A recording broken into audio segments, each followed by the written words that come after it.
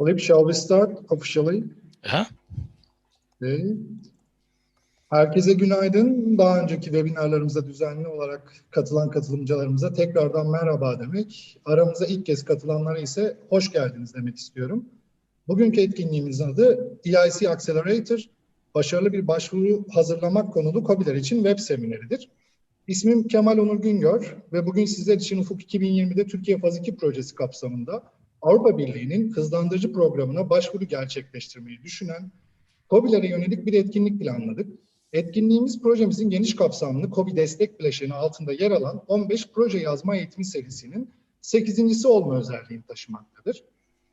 Etkinliğimizin kısaca sorumlu kuruluşlarından bahsetmek gerekirse, Avrupa Birliği ve Türkiye Cumhuriyeti tarafından ortak finanse edilen ve Türkiye Cumhuriyeti Sanayi ve Teknoloji Bakanlığı'nın yürütücüsü olduğu Rekabetçi Sektörler Programı kapsamında desteklenen Ufuk 2020 programında Türkiye Faz 2 başlıklı ve ana yararlanıcısının TÜBİTAK olduğu teknik destek projesi dahilinde bu etkinliği gerçekleştirmekteyiz.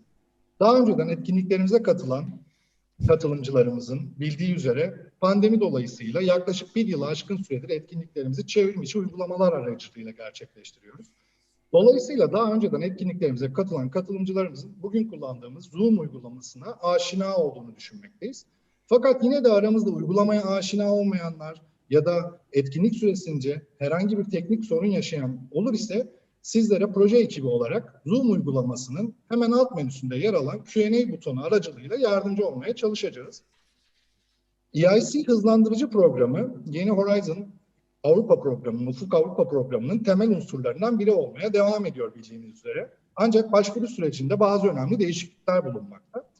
6 Nisan'da gerçekleştirdiğimiz web seminerimiz genel çerçevede bu programı özetledi. Bugünkü etkinlik de ilk aşama başvuru sürecine odaklanacak şekilde yapılandırıldı.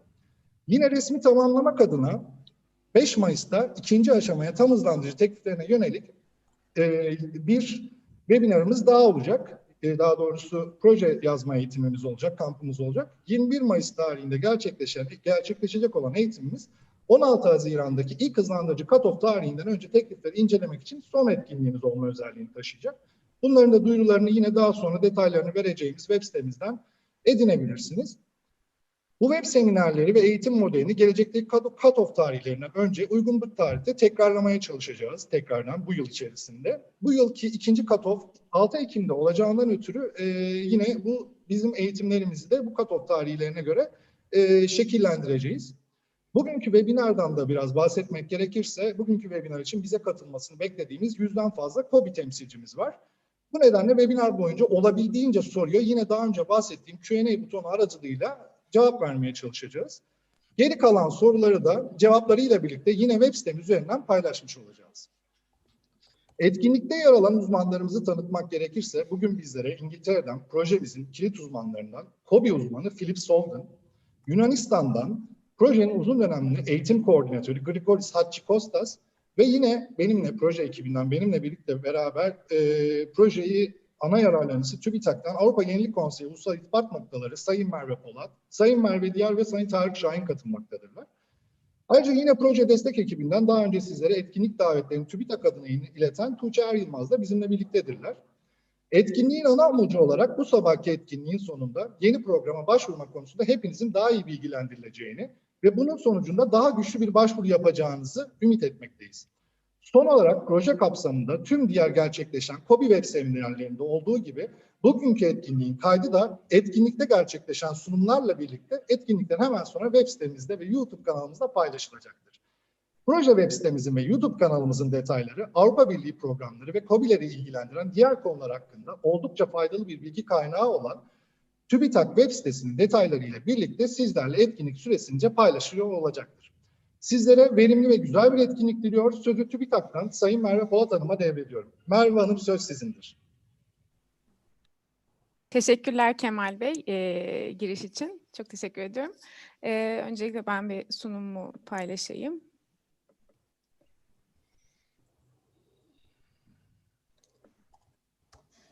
Bir saniye.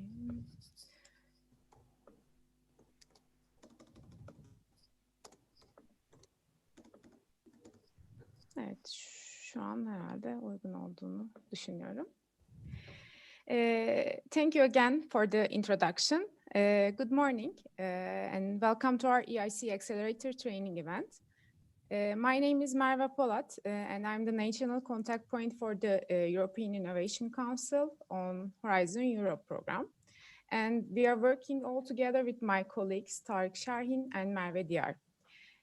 Before starting my presentation, I would like to remind you that me and my colleagues will be here with you throughout the event.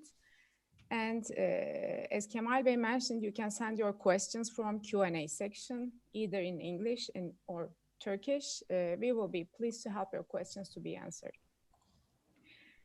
I would like to begin my presentation by giving brief information about the framework programs. It is the R&D funding program of European Union, and it started in 1984. And here, if you look at the timeline, we are in the 9th framework program, which is known as Horizon Europe, and it started in the beginning of this year, actually. And Turkey involved in these in the framework programs in 2004 during the 6th framework program. And since that day, framework programs has been coordinated by TÜBİTAK through a dedicated national coordination office. There are some changes on the pillars of the new framework program. And of course, the programs under these pillars compared to the previous one. And today's training is about EIC, and if we look at how it changed from Horizon 2020 to Horizon Europe, we can see some major changes actually. Actually, EIC was a pilot program in the last 3 years, but now, and also we were under the industrial leadership pillar, named as Innovation in SMEs and Access to Risk Finance. And also we had the former FET, which is Future and Emerging Technologies program.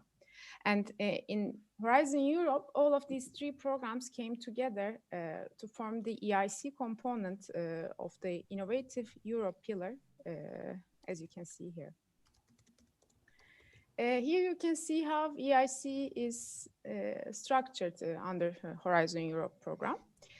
There are 3 major programs, which are Pathfinder, Transition, and Accelerator. And for all of these 3 programs, there are both open funding and strategic challenges options. Since this is an introduction about who we are and what we do, I do not want to go into the details of these programs. However, I strongly recommend you to take a look at our previous events on Horizon Turkey in Horizon 2020 website. And in addition to these 3 programs, there are also EIC prices and EIC community and business acceleration services as other components of EIC in Horizon Europe. Let me give you some information about who we are. We are the members of National Coordination Office of Horizon Europe. And as you can see here, we have a dedicated website for this purpose, which is ufuk2020.org.tr. On the main page, on the right side, you can see KOBİ Destekleri section. And from this section, you can find all the details about us. However, I would like to remind you that our new website for Horizon Europe is under construction right now. And it will be launched soon. So we strongly recommend you to register our website now and select the newsletter options that fit you best. Then this information will be automatically transferred to the new Horizon Europe website. And in this way, you will keep receiving all the news and updates. If you go into KOBİ Destekleri section, you will find more detailed information about our team and also some specific news and updates. And on the right side, you can find again the contact details of us. So again, we would like you to register our website and contact us anytime you want about your questions. On the main page, on the upper right corner, there's also another section, which is Kim Kimdir, who is who. From that section, you can also find our contact details together with the contact details of other national contact points for Horizon Europe. As a National Coordination Office, we are trying to encourage the participation of Turkish partners in these programs.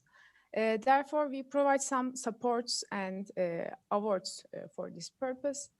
We have programs dedicated to support the SMEs, academicians, and institutions. Another purpose of our National Coordination Office is to increase the quality of the proposals submitted to the program. Moreover, we also want to increase the leadership and thus the number of Turkish coordinators and their efficiency in the program. As I said, in addition to the support programs, we also have awards in order to, of course, encourage successful people to continue their works. And these programs are being updated right now in order to be ready for the Horizon Europe, and I think they will be launched soon. And in this way, we will see what kind of programs we will be offering to support the Turkish ecosystem in Horizon Europe program.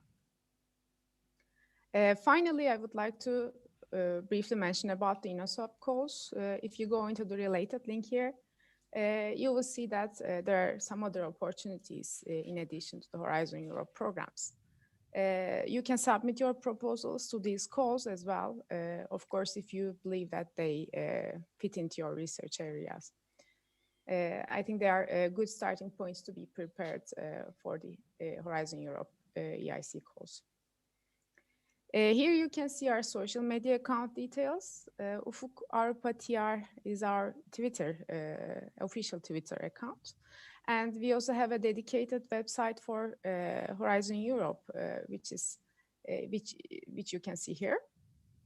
And it was launched very recently. All of the news and updates are also being shared through our social media accounts. So we strongly recommend you to follow us. Thank you for listening my short presentation. I hope I have encouraged you to take another look at what TÜBİTAK has to offer SMEs, especially on EIC Accelerator support as Horizon Europe progresses.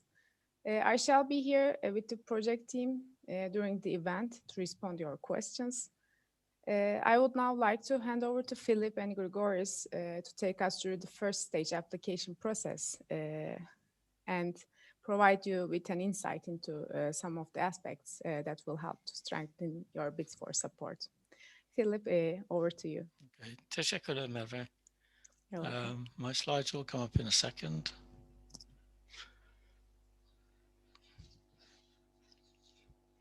Merhaba, günaydın, hoş geldiniz. This is becoming a very familiar setup where we talk to you through cyberspace. Unfortunately, the ongoing problems with COVID mean that we cannot still travel to Turkey for face-to-face events. But we're very pleased to say that these events online are very well attended and we have had many questions and supporting comments. So hopefully you'll enjoy today. Next slide, please. Excuse me. Just to go over today's event, the main objectives are to provide information on our project in the first part, an early short presentation, and then we'll move into the main business of the day, which is to talk about the process for the new accelerator bidding for funding, the content of what might be in there, and the pitch deck and video which have to accompany the application. It has to be said that this is very early in the new Accelerator Programme. We don't have any real examples yet of what the Commission are looking for. There are comments and publications, but as with all of the Commission programs, the folklore gradually builds, and you know, in 6 months to a year, you have a much better picture of what's expected and what works, what doesn't. And I think in many ways the Commission also, of course, learned from this process, and we see the changes made to Accelerator being part of the learning process from the pilot scheme, which ran for 18 months before Horizon Europe.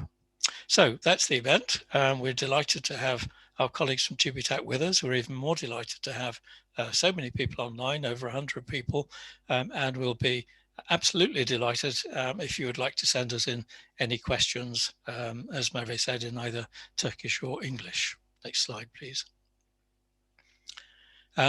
So the brief introduction of our project and an overview of Horizon 2020, its relevance to SMEs, and the Accelerator application process. The Horizon 2020 programme, we're still called that, even though we're now covering Horizon Europe. It's part of our contractual arrangements. So for wherever you see Horizon 2020, think Horizon Europe, because that's the way we've had to get into the mindset. But the main issue is to talk about key aspects of winning proposals through the new Accelerator arrangement. And to do that, we're talking about the actual content, the do's and don'ts of bidding, and then a little bit of information on the pitch deck, and finally the 3-minute video, which is a completely new novelty for the programme. Next slide, please.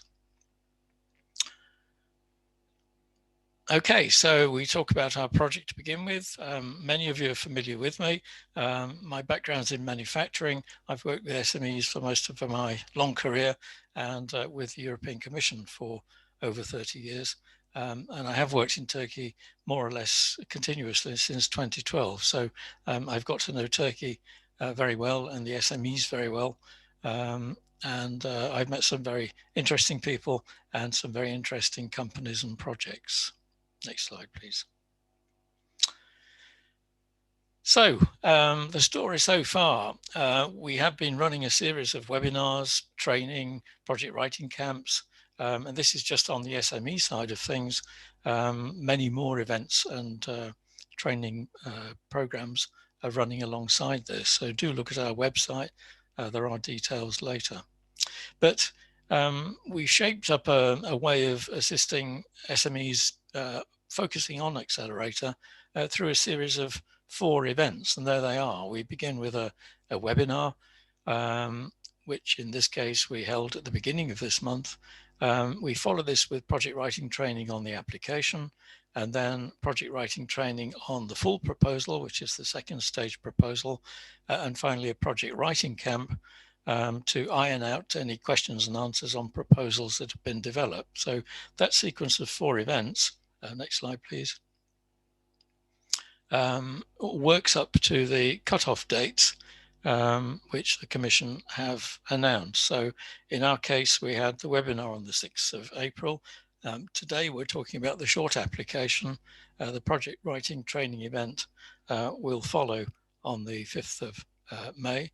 And then later in May, the project writing camp, which leads us up to the first cutoff, which was the 9th of June, but has now moved to the 16th of June.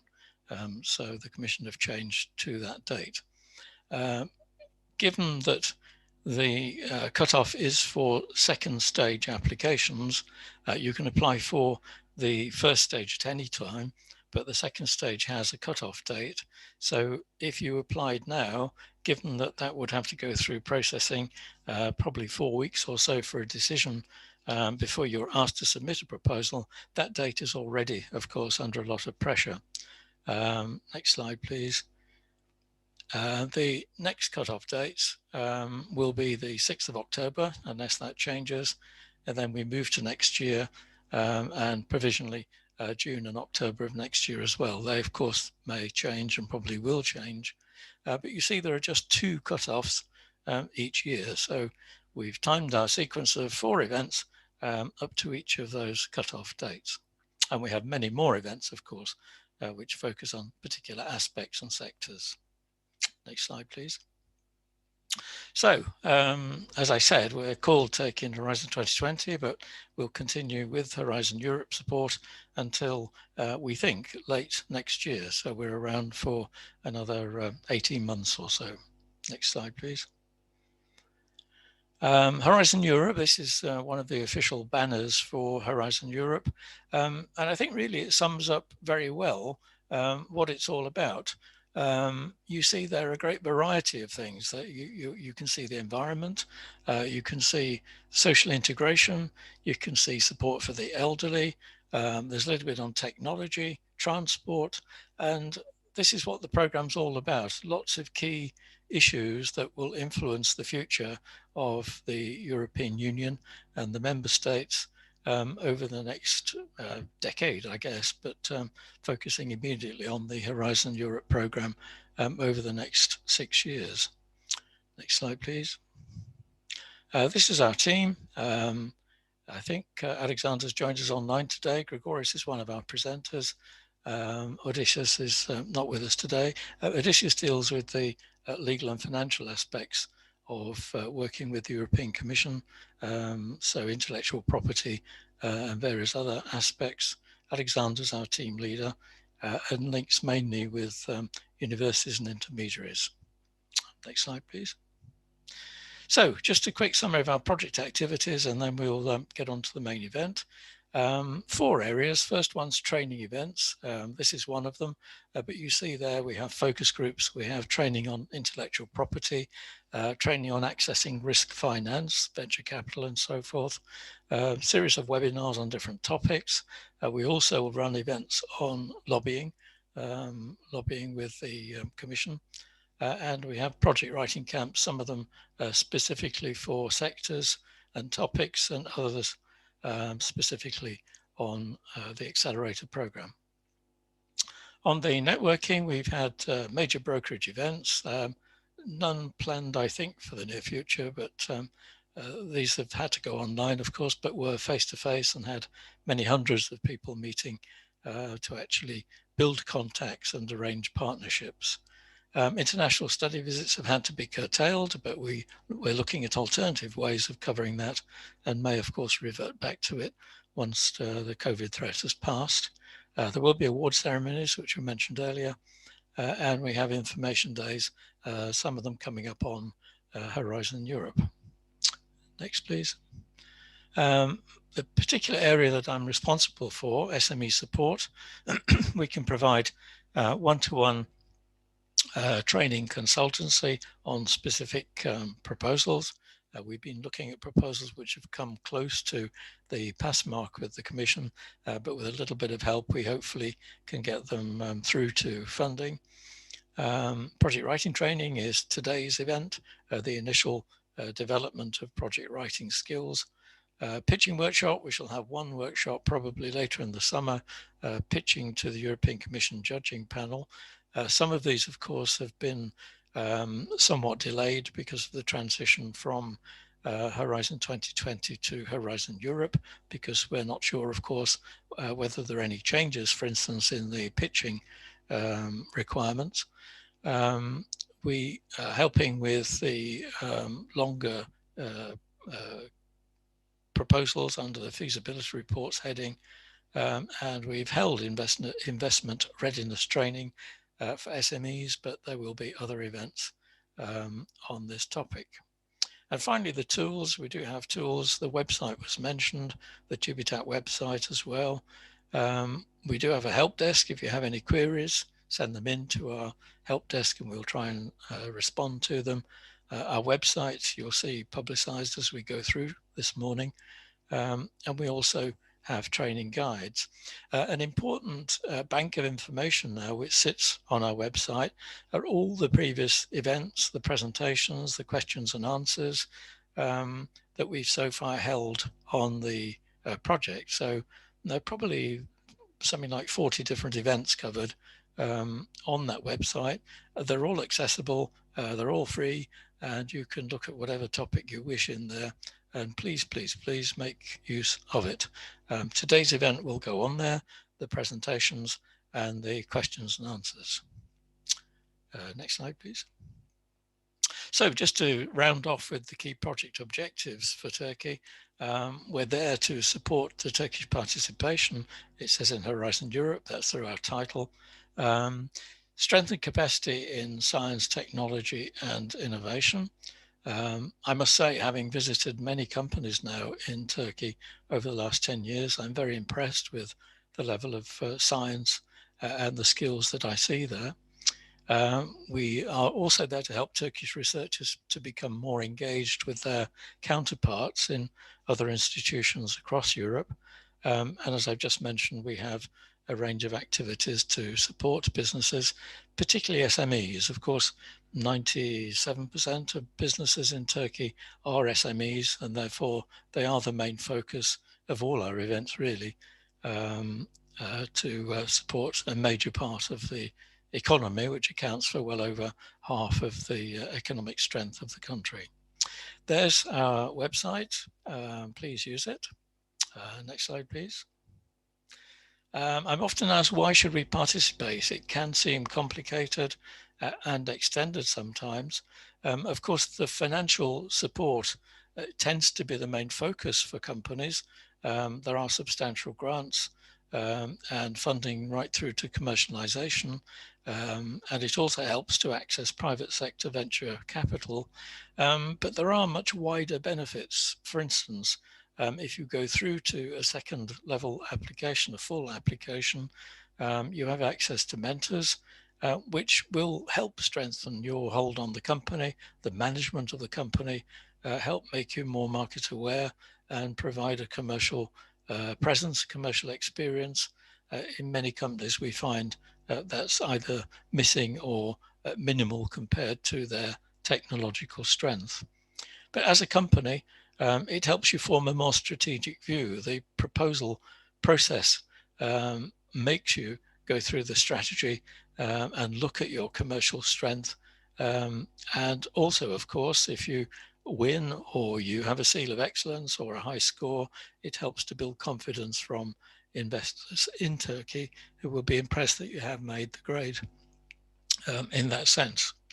It means that you're endorsed by EC funding, which can carry with lenders and investors.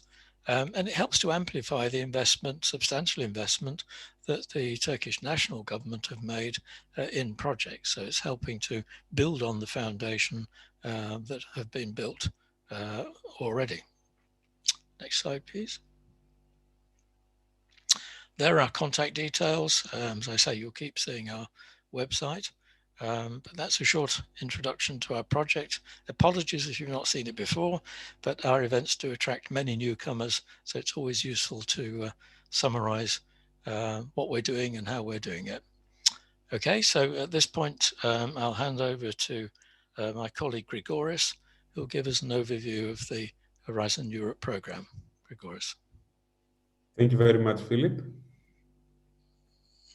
So, I hope you can all see my screen. Everything works fine? Yeah, yes, that's fine. Yeah. Perfect. Thank you. So welcome. Good morning. Hi, I'm Grigoris Hadjikostas. Let me briefly introduce myself. I've been in the European projects game for almost all my professional life in the past 17 years. Active in writing proposals, running projects, building consortia. Domains that I have been involved myself are agri-food, ICT, environment, health, manufacturing, entrepreneurship, of course. But I've been also very active in training and coaching and mentoring, with experience not only in my home country, Greece, but also in Serbia, Lithuania, Bulgaria, Turkey, of course, Poland, etc. Quickly, what we're going to talk about today. Today, we're going to talk about Horizon Europe. But we're going to look at Horizon Europe from the perspective of an SME, from the perspective of a small company. So please, in the course of the project, have a look at a magnifying glass. This magnifying glass symbol aims to tell you that these particular parts of Horizon Europe are very relevant for you. Of course, for the sake of giving a full picture, we will refer to the entire spectrum of possibilities. So we will start to explain what Horizon Europe is. Then we will move to pillars, how the Horizon Europe is organized. Then we will talk about the missions, and the missions is a novelty in Horizon Europe. This is something new with respect to the previous program period from Horizon 2020. Then we go to eligibility. We address what type of actions exist. And of course, we will have a little bit of time for questions in this and in the upcoming presentations as well. So let's start about Horizon Europe, why Horizon Europe is important. First of all, what is Horizon Europe? It's Europe's Research and Innovation Investment Programme for the period of 2021 to 2027. It's 95.5 billion euros, and we're aiming to raise it even more. And a few months ago, I would tell you that this is the largest investment program in research and innovation in the world. It seems now that President Biden in the United States has also launched a very big program, so there might be a competition. But I think this type of competition is only beneficial for the good of research and innovation at global level. So we look forward for more programs, and Horizon Europe also has specific ways to collaborate with other research and innovation programs all around the world. So, first of all, the Horizon Europe starts with a vision of Europe built on the Sustainable Development Goals of United Nations. This means that we're aiming for a sustainable, fair, and prosperous future for the people on the planet based on European values. It has a specific focus on tackling climate change, which is also quantified up to 35% of the budgetary target. It has specific aim to help achieve the Sustainable Development Goals of United Nations that EU and many other countries all around the world have committed to. But also, it aims to create more jobs, it aims to make Europe more competitive and to fuel the growth. So, some key figures about Europe is that although it hosts 7% of the world's population, it accounts for 20% of the global R&D. And it also is, can be said that 1/3 of all high-quality scientific publications really come from Europe. However, but Europe can do much better when it comes to innovation and entrepreneurship. The main challenge in Europe is how can we transform research results into business. There is an old saying that goes like that. Science is transforming money into knowledge, while innovation is transforming knowledge into money. This means that Europe needs more investments in order to do the second, to be able to transform the knowledge into money, into innovation, and into growth for the companies. And here you will see that Europe falls a little bit behind the US, behind Japan, behind Korea. So we need to invest more in R&D as a region. What are the values, the added value? What were we trying to achieve with this massive investment of taxpayers' money? What are the benefits for Europe? First of all, it's about creating the critical mass to address global challenges. Many topics like climate change, like the recent pandemic, like many related aspects have demonstrated to us that we cannot solve problems isolated. We need huge critical mass of scientific knowledge. Also, important aspect, to promote competitive funding, to promote excellence through competition, to make a program that the excellent ones are rewarded, to increase the visibility of Europe in terms of leading research and innovation, to secure transnational mobility, to exchange people, because another important aspect is that the more we exchange people and the more people exchange ideas between them, then the science and technology progress faster. Of course, to create new market opportunities for companies, for SMEs, for most of you who are here today with us. To strengthen the research and innovation landscape of Europe as such, but also to attract the best talents. Currently, we are talking about a situation where all countries are in a race, in a competition, to attract or retain the best talents. And Europe needs, in fact, to be very competitive in this domain because there is huge demand from the United States. China is becoming more and more strong into that. So Europe needs to find ways to attract and retain the best talents, and Horizon Europe is among those ways. But also to develop transnational collaboration and exchange networks. This is something like to be able to be open to the world and get the best of the knowledge that exists out there. So the value we're expecting to get is to maximize the impact with respect to EU strategic priority, recovery of the economy, green and digital transition, global challenges, but also improvement of the quality of the life of European citizens.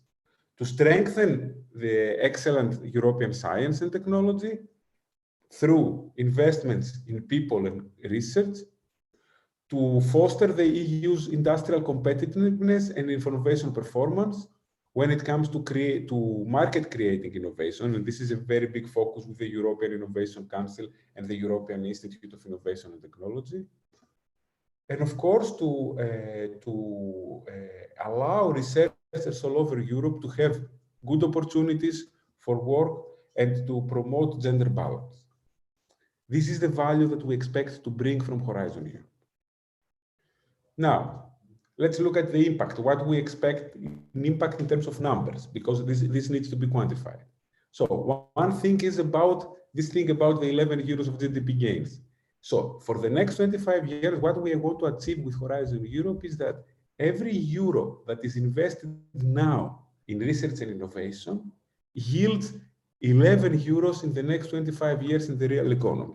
This is quite an ambitious target and a very important one for the whole growth and prosperity of European society. Very important with respect to climate objectives. So over 35% of Horizon Europe spending needs to be able to contribute in climate objectives, to tackle climate change, to mitigate climate change, but also to reverse climate change. And to create 300,000 jobs by 2040, 40% of which need to be highly skilled jobs, need to be highly paid jobs of well-educated people. These are very important aspects. Please try not to forget them, because all of those relate to the specific impact of your proposal, of your project. So apart from doing your business model, apart from presenting what your idea, your innovation is to do, you also need to take into account that the impact needs to have effect on economy, employment, and environment. These are the three things that expected impact of Horizon Europe needs to focus on. Let's look a little bit at the novelties. So, one novelty is about the European Innovation Council as a one-stop shop that will help the most promising ideas to move from the lab to the real world and support SMEs, startups, spin-offs to scale up their ideas. This is very important for you. Then, to the missions, to deliver targeted solutions to societal challenges together with citizens, to focus on things that really affect our daily lives, that really affect the daily lives of European citizens. We will go into missions in detail. Then, to rationalize the funding landscape. The first impression one gets from a European funding landscape is that there are too many projects, too many calls, too many ideas. The idea here is how can we streamline the number of partnerships to widen the participation, but also to make them more targeted. Also, to strengthen the international cooperation. We are talking about non-EU countries, and we're not talking about associated countries like Turkey or Serbia or Israel. We're talking about the so-called third countries like China, United States, Brazil, and so on and so forth. How can we collaborate more with them? Horizon Europe brings novelties into that. How to have openness, an open science policy. This makes lots of sense, particularly since science that is produced with the taxpayers' money, it makes sense that it's open so that the entire society benefits from it. Then, how can we bridge the gap, bridge the inequalities, bridge the differences that exist across Europe and including the associated countries in widening participation, in spreading excellence, to make sure that lower research and innovation performing countries will be able to catch up, will be able to be at the same pace, or at least to follow a similar pace with the high performing countries. To increase the research and innovation impact of other programs and policies across the EU. There are many programs like InvestEU that we will mention later on, Erasmus+, EU Cohesion Policy, Digital Europe, European Structural Funds. How can we bring all those together to have common focus, to focus on similar things? And of course, which is always important, particularly for SMEs, how can we reduce the administrative burden? How can we make rules to be simpler? How can we increase the certainty of the environment so that startups and SMEs, but also research institutes, find it appealing for them to invest their time in Horizon Europe? That was more or less a generic description, and now we would like to move towards the structure. And the Horizon Europe is structured around pillars. So, first of all, a first look that we can have here is the following. We have specific program implementing Horizon Europe, which is built in 3 main pillars. And then we have widening participation and strengthening the European research area.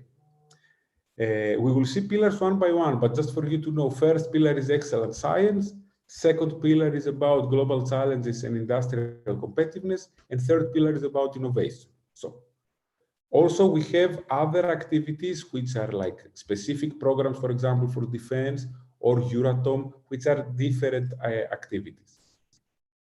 But let's go to look at pillar 1, which is about excellent science. I would call this science for the sake of science. This is the programs that are about the European Research Council, Marie Skłodowska-Curie Actions, research infrastructures. I will not go too much into details. For those, of course, the information is there and our project will have specific events for those, but I think that they're not exactly in the focus of your community here, the audience here, which is about SMEs and startups. But let's look at this one and look at this magnifying glass I was telling you about. These are the global challenges in European industrial competitiveness.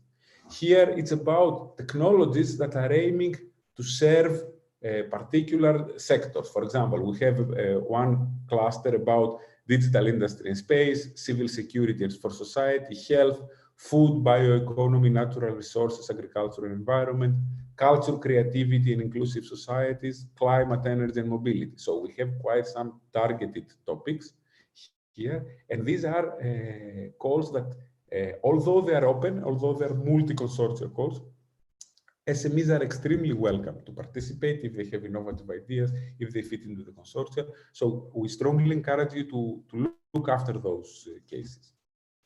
Then we go for the last, which is Innovative Europe. This is, we can call it innovation for business. This is about stimulating market-creating breakthroughs in order to achieve innovative solutions. So you have the European Innovation Council, which supports calls like the one that we are discussing today, the EIC Accelerator.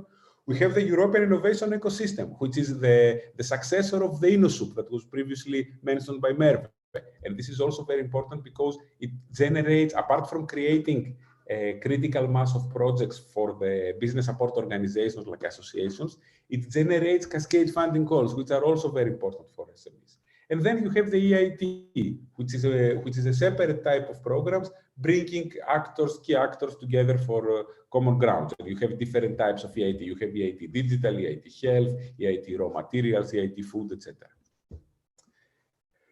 Another important aspect, I will go very quickly, is the widening participation and spreading excellence. Although it does not refer directly to SMEs, this is a very, very important topic, mainly because it gives space and allows for bridging the gap. These are particularly designed programs that support countries which have research and innovation performance below the European average, and among them is Turkey. Turkey is eligible for this call, to build strong infrastructures, to build strong scientific infrastructures, to build centers of excellence, to bring know-how from abroad. And this then will allow, by the sequence of events, will allow the generation of new startups, new technologies, but also supporting structures and infrastructures for the sake of SMEs and startups.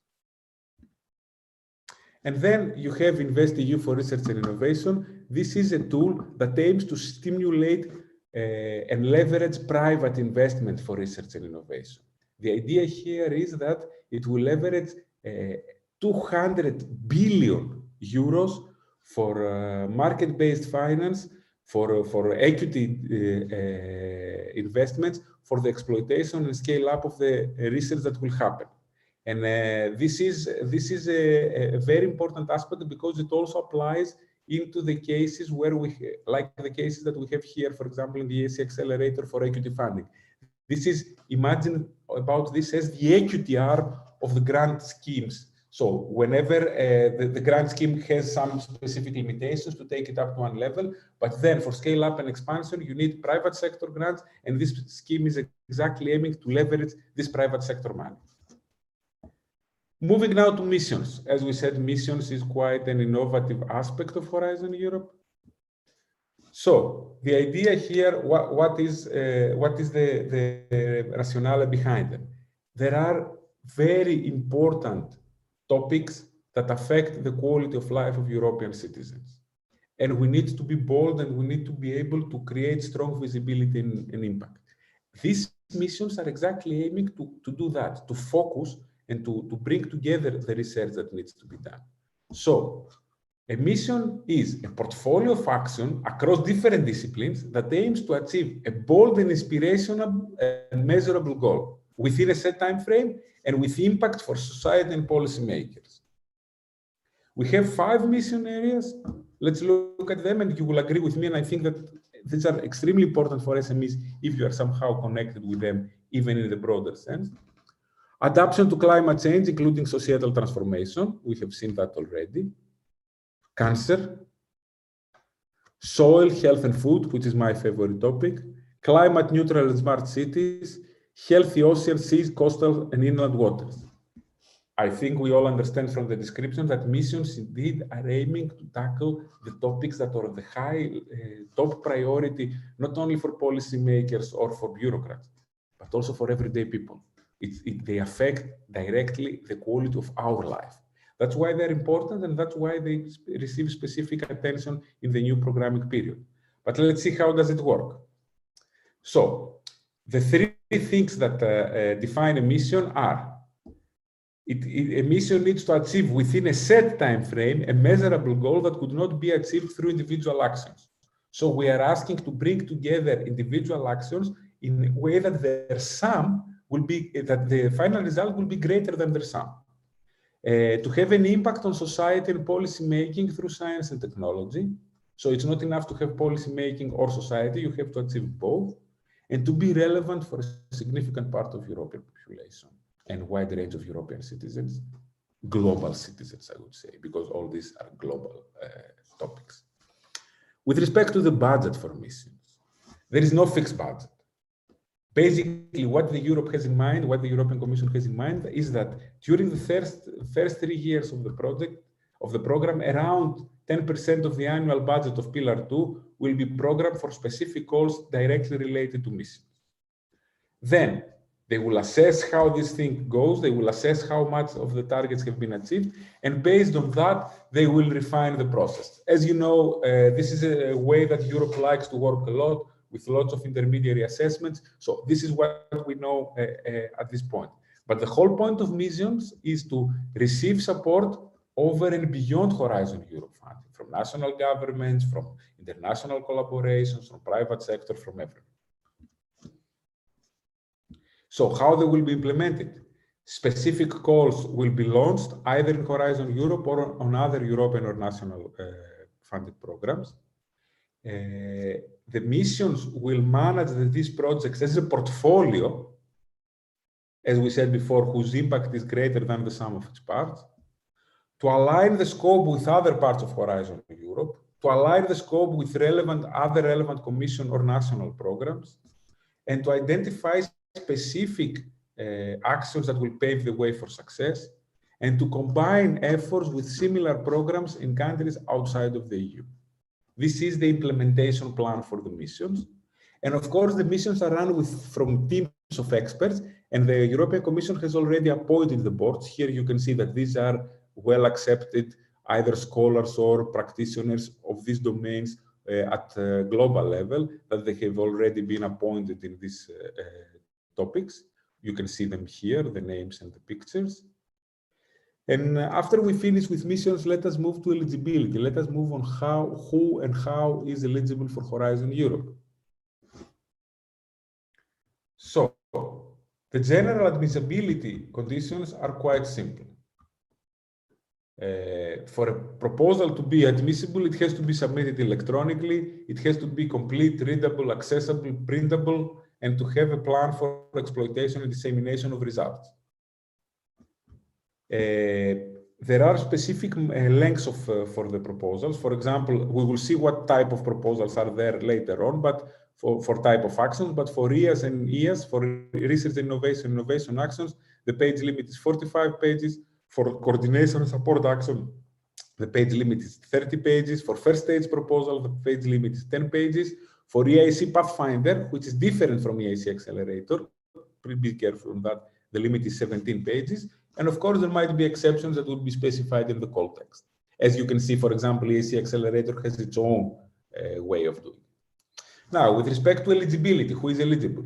The consortium composition for collaborative projects is at least one independent legal entity established in a member state, and at least two other independent legal entities, each established either in a different member state or an associated country.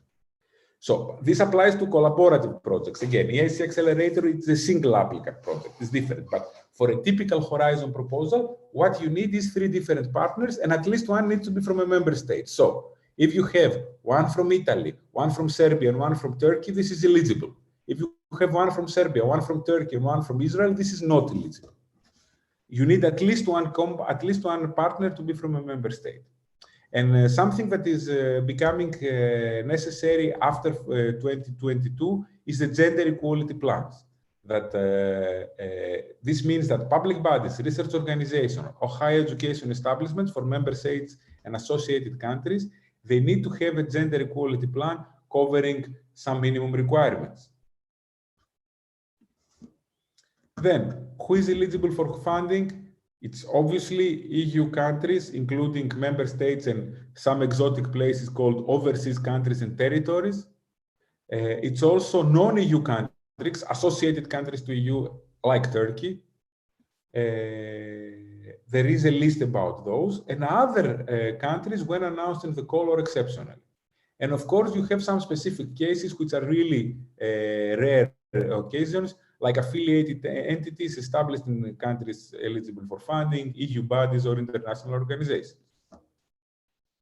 With respect to associated countries, these are countries that are in negotiation with the European Commission about their participation. There is quite some flexibility here, because even if the negotiation has not been finished, the countries can still, the partners from these countries can still participate in proposals, providing that the negotiations will finish at the time that the grant agreement is signed. So this is a flexibility for many countries whose negotiations are still ongoing. About UK, there has been loads of literature. Philip, I know you're not very happy about that, but the outcome at least seems to be positive for UK partners, so we can still continue enjoying the presence of British teams in Horizon Europe. What a relief. The UK is expected to become an associated country, and UK entities can take part in the first calls of proposal normally. This is a really successful outcome. Regardless of the whole political discussion about Brexit, it's not the right panel to discuss about it, but UK partners, scientific and innovation partners, have been an integral part of the research and innovation community of Europe for the last, I don't know, 30 years. It's very, very good outcome that they can continue participating normally without any problem as a associated country. The only exception is the EIC fund. This is the equity part of the EIC Accelerator where they are not eligible. So let's see a little bit about the funding rates.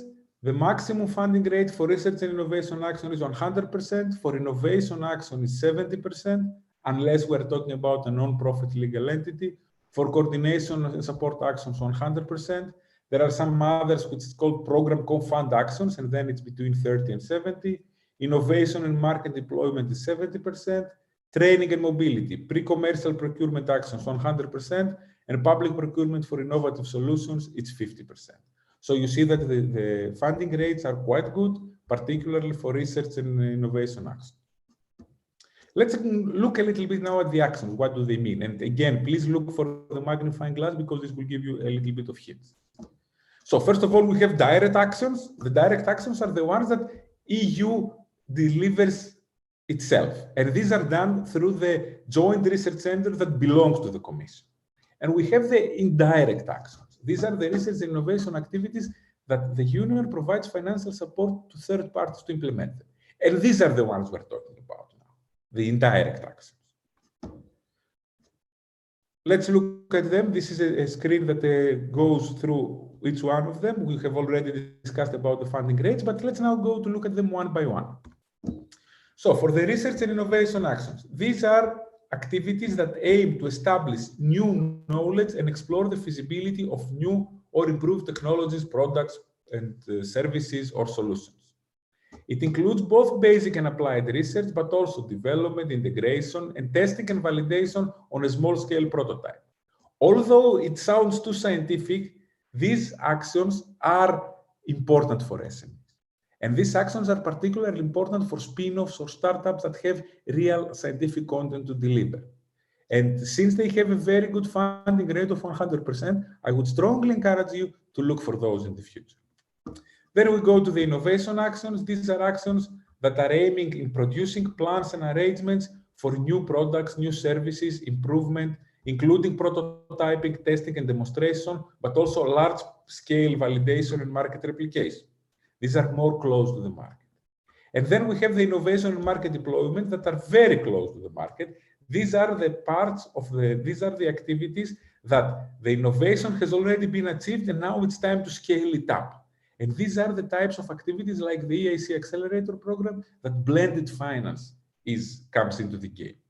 Of course, needless to say that SMEs and startups should have a specific look at those. Then we have the ERC Frontier Research.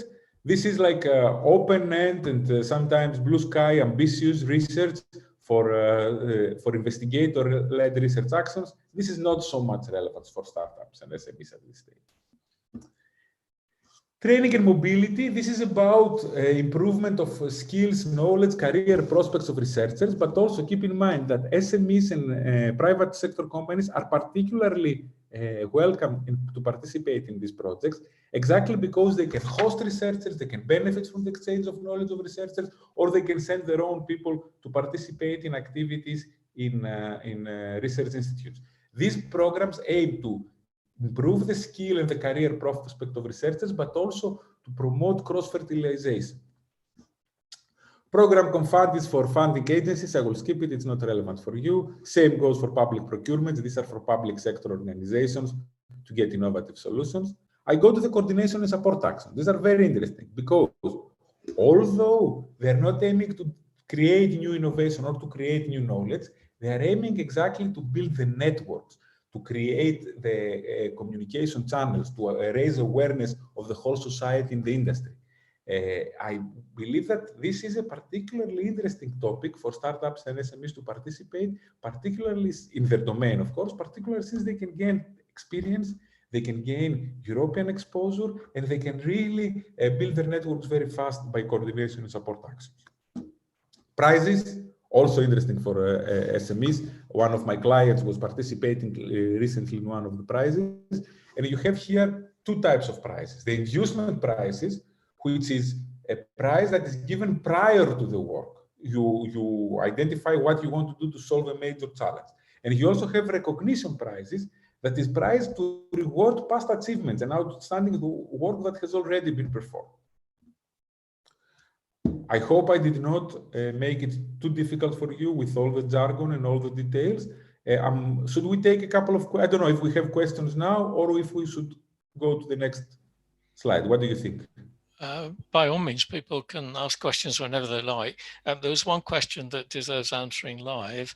I was asked if the 16th of June cutoff date applies to first stage and second stage applications for Accelerator. The first stage application can be made anytime. There is no cutoff, but the second stage is the one that has the cutoff date twice a year, 16th of June, and then the 6th of October this year.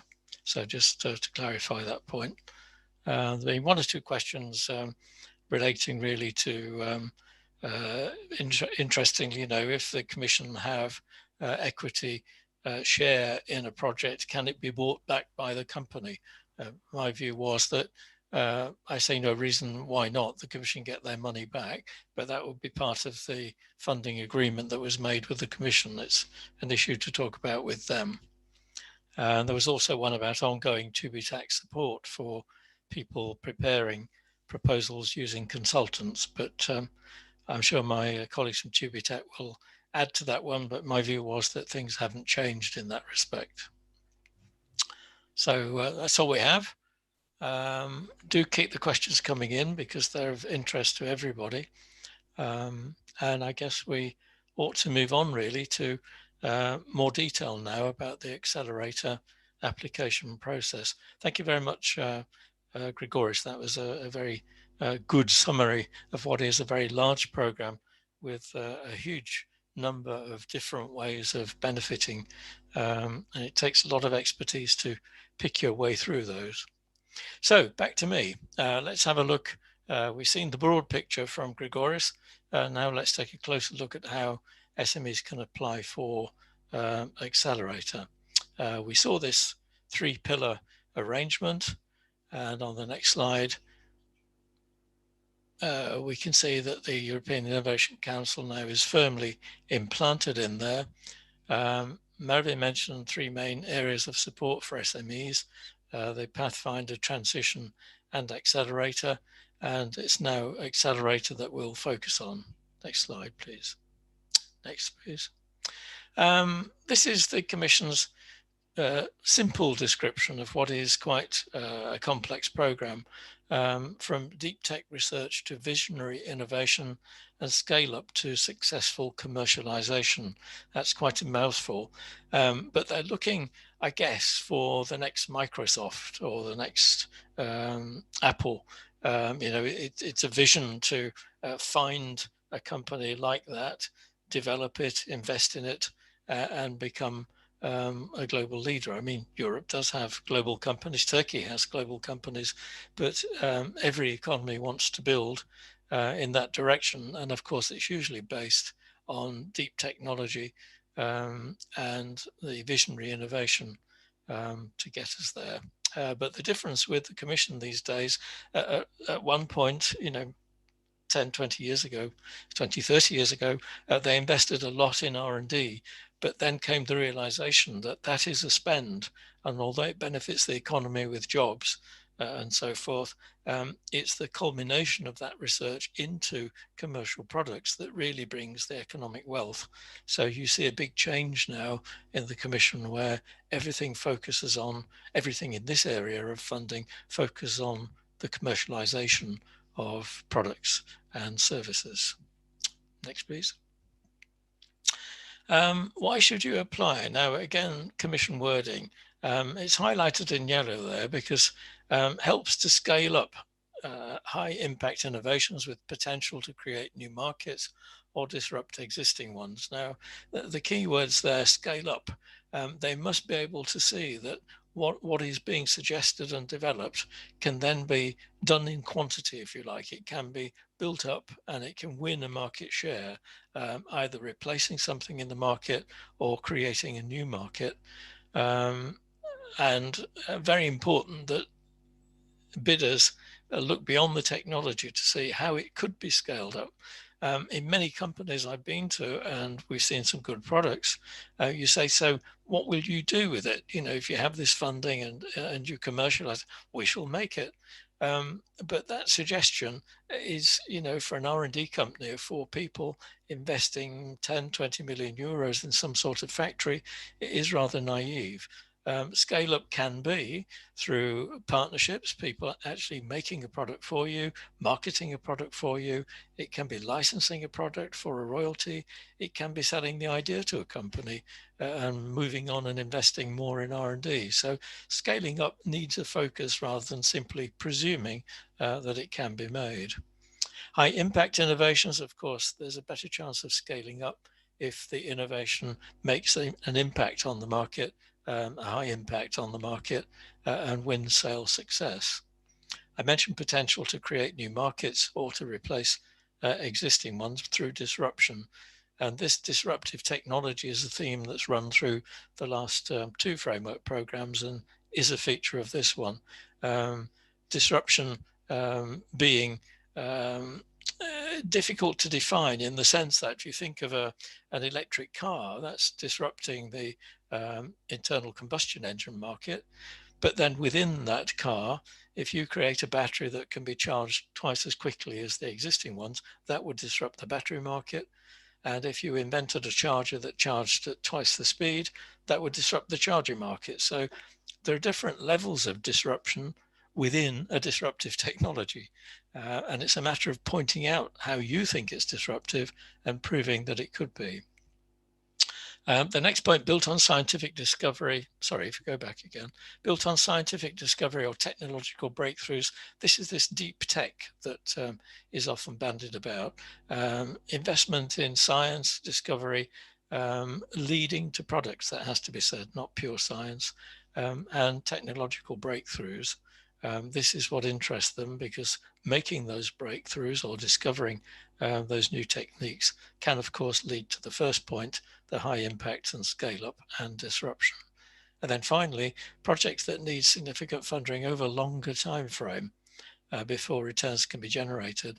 Now, this is a strange factor with the Commission, that they like to invest in risk. They see themselves as funding through grant or investment the areas of risk that deter private sector investors from investing. So you must highlight in any bid the risk that you're asking them to fund. Don't try and conceal it, because that's what they're looking for. If we fund this risk, will it be of interest to private sector investors? The phrase they tend to use for that is patient capital. In other words, they're investing capital patiently over a longer time frame in the hope of a good return. Next, please. Can you apply? You could apply as a single startup. And they like to see startups. That can be difficult in answering some of their questions, but more of that later. Mainly focused on SMEs, small and medium enterprises, up to 250 employees, and there are limitations on turnover that are not usually relevant. So most companies in Turkey, in that sense, could apply. They'll also allow what they call small mid-cap. These are slightly larger companies of 500 employees, but they'll only allow them access to funding for investment support, TRL 9. So they're paving the way to companies getting private sector investment. They're not getting grants, and they're not getting European Commission investment. It's private sector investment. They're assisting them or signposting them towards. So mainly focused on SMEs and startups. Next, please. Two types of call. Mervyn mentioned this at the beginning, the open call, which is anytime.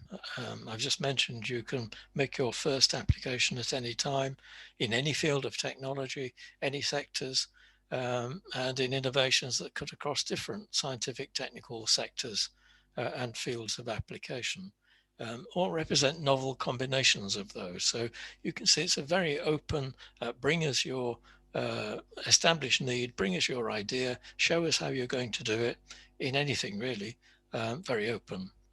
A change to Accelerator under Horizon Europe, they've also introduced challenge-driven calls. These will have specific cutoff dates linked to the main cutoff dates, based on the EU priorities that Grigoris mentioned. For transitioning to a green, digital and healthy society. Since the launch of the Green Deal, probably a year ahead of Horizon Europe, everything seems to have been coated with a coat of green paint. So if your project can be seen as green in the sense of saving the environment, reducing waste, reducing pollution, it will have a stronger chance. And of course, digital society and improving the health of society are always prime targets for the Commission. These are set, by the way, by the member states. It's not the Commission dreaming up ideas. They're set by member states and given various priorities and levels of funding.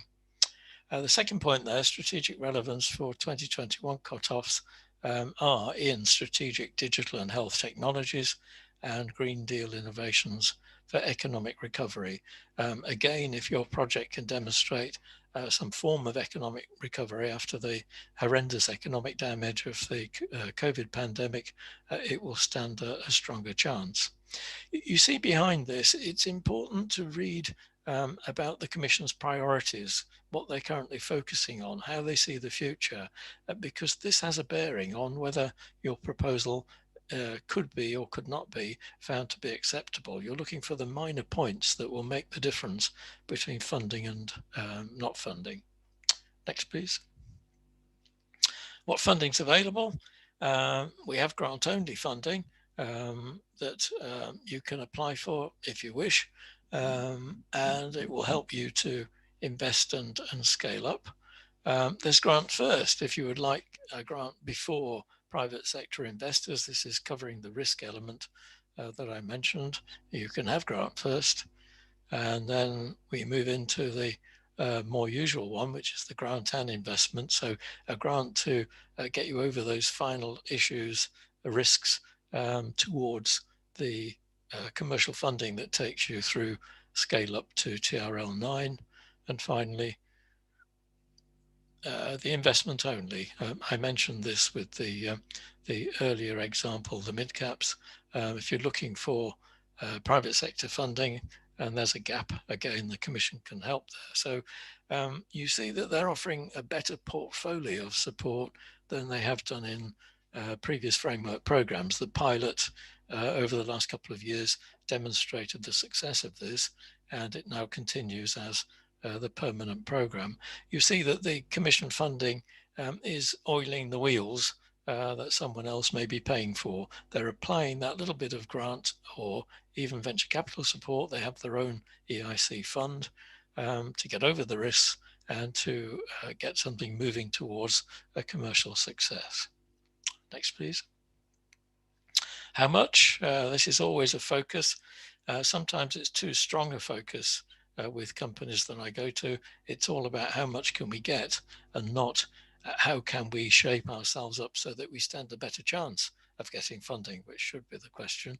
The grant component is a maximum of 2.5 million. They normally run around 1 to 1.5 million would be a sort of ceiling, and they ask for completion within 2 years. As I said, smaller mid-caps are not eligible for grant funding.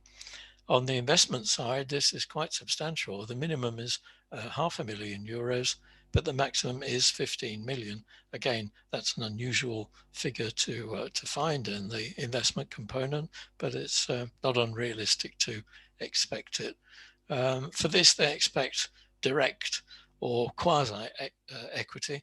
Direct equity, of course, is a number of shares, but in companies where there are no shareholdings, quasi-equity would be a share of the turnover of the business, an agreed amount, not the profit, but the turnover. And again, a maximum of a quarter of the voting shares. So you wouldn't lose control of the company, but they would become a substantial shareholder. The Commission are not in the business of holding shares in businesses. They want to hold them till the company get over the risk, and then they want to quickly dispose of them, either to the private sector or it could be back into a company. So they're not there to compete with the private sector investment market. They're there to help it, because after all, that's an important economic sector across the EU. I mentioned patient capital earlier. They talk of 7 to 10 years, which to me seems quite a long time to justify in a proposal before there's a return, but this is a figure from their own documents. Next, please. So into the accelerator process, 5 stages. We begin with the fact that you have identified a need and you have a disruptive, deep technology idea that has the potential to scale up, and you'd like to submit a short application to be assessed by remote evaluators. So I'll go into these in more detail. If it's accepted, then you have support paid for by the Commission to prepare a business plan. They must have a business plan linked to a business strategy, which shows that the investment you're making is part of the company's overall plan and focus. They'll help to draft a proposal using the artificial intelligence tool, again, more of that later, and coaching support from a number of EU appointed coaches who are experienced business people, technologists. Often they have their own business, but of course would not be competing with those they help. A full proposal is then submitted, and it's assessed again by remote evaluators. If they think it's worth pursuing, then it's pitched in front of an EIC jury, often 6, even 9 members, but the majority of whom are business people and investors. Again, more later, if you are from a technical-based company or a technical-based person, you have to be very much aware that you may be faced with commercial questions. And then finally, if there's an investment element to your proposal, there will be due diligence on the company, compliance checks, obviously with the legal requirements, accounting requirements, and if successful, there'll be an investment agreement. So you can have a grant agreement for this risky early stage and an investment agreement that would kick in afterwards. In some cases, if the investment agreement can't be reached, it negates the grant agreement because, of course, the investment is based on, the grant is based on investment being made at a later stage. So next slide, please. So today we're talking about the short application. On the 5th of May, we'll be talking about the second stage. So the focus is on that first stage. Next slide, sorry. The short proposal, or application form as it's sometimes called, responds to a set of questions on the EIC's artificial intelligence-based platform. Quite a lot of trumpeting has been made around this AI base. My feeling is that the facts behind it are that many of the applications that were made under Accelerator were missing important questions and facts relating to potential markets, competition, actual costings, the teams. And I think really the Commission have tried to put all these into an early stage set of questions, which are quite comprehensive. Companies can go through and identify their own failings before they go through the often expensive and time-consuming process of developing a proposal. So it's there to support SMEs, and this may be by identifying their own weaknesses, but that is, of course, a support for what needs to be done. With that application, there's a 10-slide pitch deck, which Grigoris will talk about shortly, and a novelty this time, a video of up to 3 minutes, for which you show your enthusiasm and pitch for the project. And again, I'll be talking about that shortly. So a very different approach. So next slide, please. The artificial intelligence-based platform, I wish they'd find a name for it, it would be a lot shorter, has 4 areas. There's what they call a discovery module, which can help you identify relevant funding at a European, national and regional level. By feeding in what you're looking for and why, it can come up with suggestions on funding. There's a diagnostic stage which follows, where you feed in your innovation and ideas, and it helps you to prepare your short proposal, of course, by asking key questions and responding to them. The next stage, design, is really related to the second stage proposal, and the evaluation module is for the evaluators to help them to assess innovation projects by identifying other similar ones across Europe. Okay, next one. So it can be quite difficult to find this artificial intelligence-based platform. The best way is to make an application through it, because you have to access it through your own company, register your company with the EU, access it and work through it. Because it's AI based, of course, the questions relate back to earlier questions you made. So it's difficult to demonstrate, but All of the support material is available on the Europa database, an excellent database which carries a huge amount of information. If you've not looked at it, I strongly suggest that you do. Within that, the EC Funding and Tenders portal carries all the information about current calls, what they're about, the details, importantly, the cutoff dates, and so on. If you look within that portal at Horizon Europe and then at Pillar 3 and at the European Innovation Council, you'll find the EIC Accelerator Open project, call it a project, but it's a program. And that has 3 levels to go through, but then you can start your submission. Now, there is a web address for the platform, but it's not currently connecting because it's still under development. But you can find it, as I say, through the Funding and Tenders portal. Important you also look at the EIC work programme for 2021, because this defines what they're looking for, particularly in the closed calls, if you like, under the Accelerator Programme. So that's where the information sits. Let's have a quick look at some of the things it asks. Next slide, please.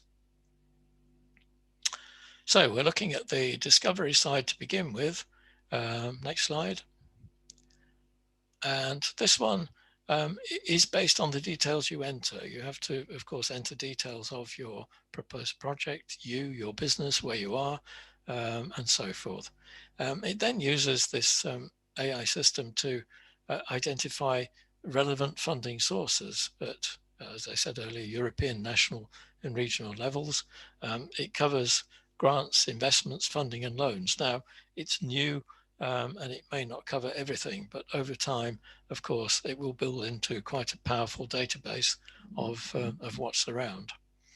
There's then a set of questions in Diagnostic which ask if you have searched for alternative funds. So it's important that you do look for alternative funding because if not, you'll be blocked then in the Diagnostic. This is part of the artificial intelligence. You haven't gone through all the processes, so can you go back and check? Next slide, please. So let's look at the Diagnostic. Again, part of the platform. It is mandatory. You have to fill this in before you can even apply for support. So you must go through it. It provides you with an assessment of your concept, your idea, against a large number of scientific publications, patents, and successful European projects. So it's checking the project you're suggesting, proposing, against what's gone before, so that you can quickly see if you're duplicating perhaps a project or if something has been patented already, which kills your idea. It's important to know that earlier.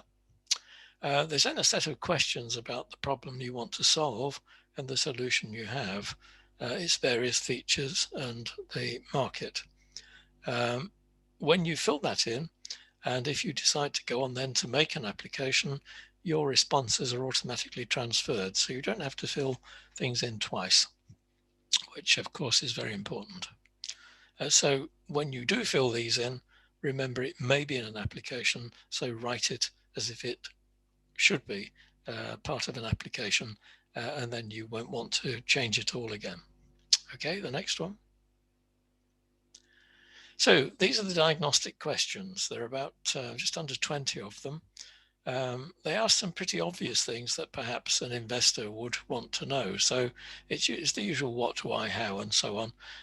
But what solution do you have in mind? And of course, to have a solution in mind, you have to identify a problem or a need in the market. So you're responding to that question. What need are you satisfying? What's the purpose? That's the classic consultancy question. What's the purpose? And it's important to ask yourself that. What is the purpose of your project? Is it to make the world a better place? Is it to make industry more efficient? Is it to generate cash? Is it all of those? Important to work that out. Important, of course, to go through these questions before you apply so that you can see how they cross-relate. and make sure that you put your strongest case forward. An acronym or name, the European Commission hangs a lot of interest on the acronym. In many cases, it's the most interesting part of a project. So what's the name of your project? Many of the companies I've been to, their project is the name of the company, and it gets very confusing. The company may have several projects. Each project should have a name. And it's a simple enough thing to give a name. When you're giving the name to a project, think of the international aspect. How does the name sound? Is it translatable? If it's in Turkish with many accents and things, would they know how to pronounce it? So important, keep it simple and keep it international. Describing the solution, again, this is describing further to the project you have in mind. So you're responding to a need, here's the solution.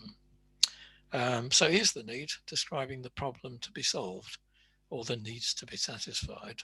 So you have your idea, describe the need. I would put them the other way around myself and say, what's the need? So what's the idea that satisfies that need? But the Commission have chosen this way. Who am I to argue? I'm simply from an associated country these days. So is it idea-based? Is it technology-based? Again, that's an important choice. You see, by the way, down the right-hand side, some of them are multiple choice questions. So with idea or technology, it would be a tick box, idea or technology. Some of them have 1,000 character limit for usually, of course, the descriptive areas. 1,000 characters isn't much. So keep it short, keep it concise, and get your message over. In many cases in proposals, I see a long description of the company was founded in 1903 by my grandfather, who was a chemical engineer and worked for the military before setting up the military. You don't need all of that. You need to focus on what you're doing, why you're doing it, and who wants it. So the function and uses, are there any case studies? Are there any instances where it's been used? Any additional features that you'd like to mention? Describe 1 to 3 main deliverables. Again, this can be quite difficult in a project, but what are the key deliverables against your objectives? So an example there, you may be producing a piece of medical equipment.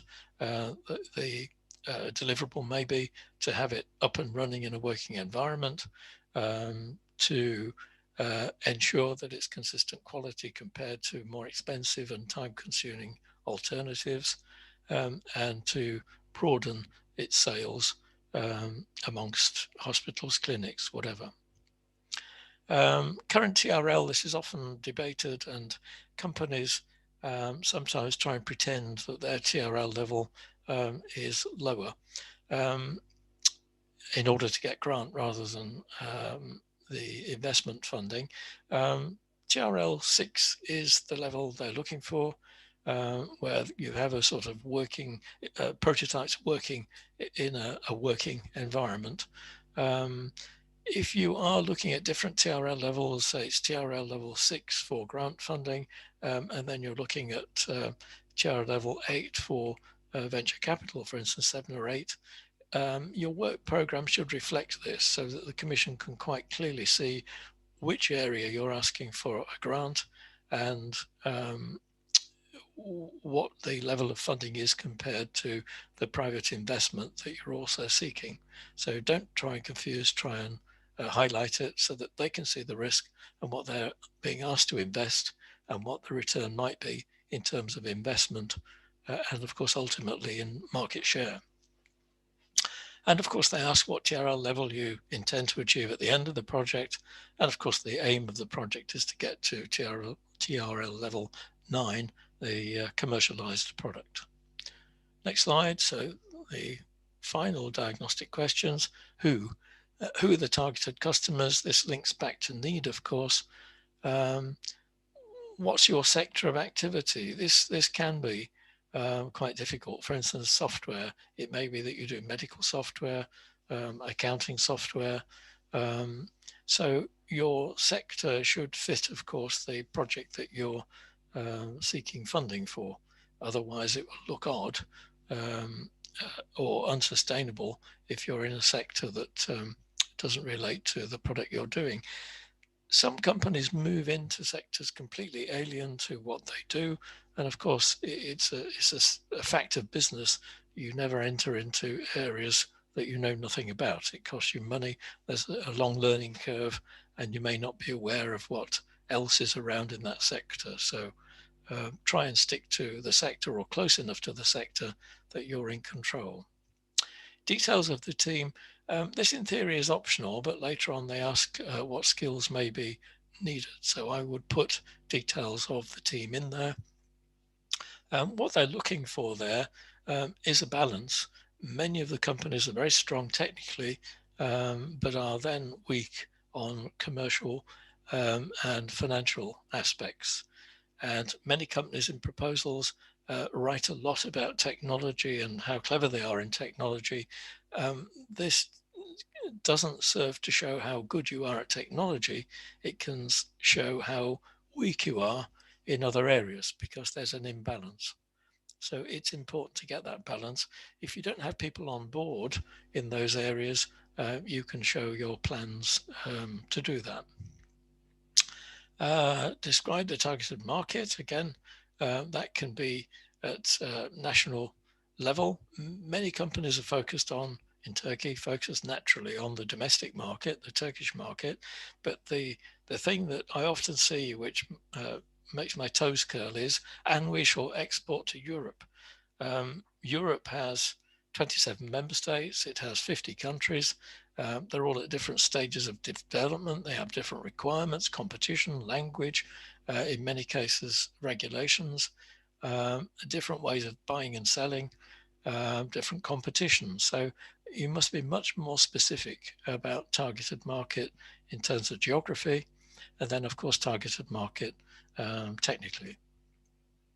And that should be investigated if you're running a business properly as part of the need before you invest heavily in solutions. So the final question, for what impact? Indicate the current market readiness level of the product. Well, this of course ties into technology readiness level. This is a term now which is being used variously. TRL for technology, BRL for business, MRL for market readiness. But they're all on a similar scale and they do translate across. Time to market in years.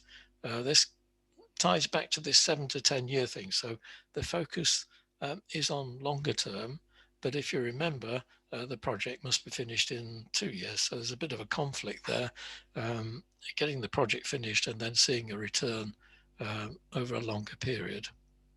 And finally, describing the potential societal, industrial, and environmental, it should say, benefits. It's there at the end and you think, oh yes, we can do that. But very important, and this can make the difference between your project passing or failing, that you show there are benefits to society and the environment, if possible, and that those are amplified, you make good use of them. Next slide, please. So when you've answered those questions, the artificial intelligence will provide you with a comprehensive diagnostic result on the technical and market readiness of your concept idea, an assessment of the team members in relation to their tasks. This is why I say I don't see how the team members are optional. The best matching funding opportunities, it can be grants, equity and loans.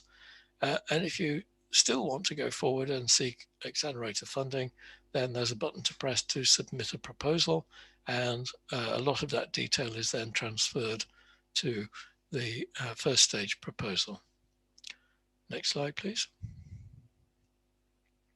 So I say again, the short application can be made at any time using that same artificial intelligence-based platform. There is, of course, a need for, first of all, logging into the EU, registering as a potential user. It's a very straightforward process involving initially just your email address and a password.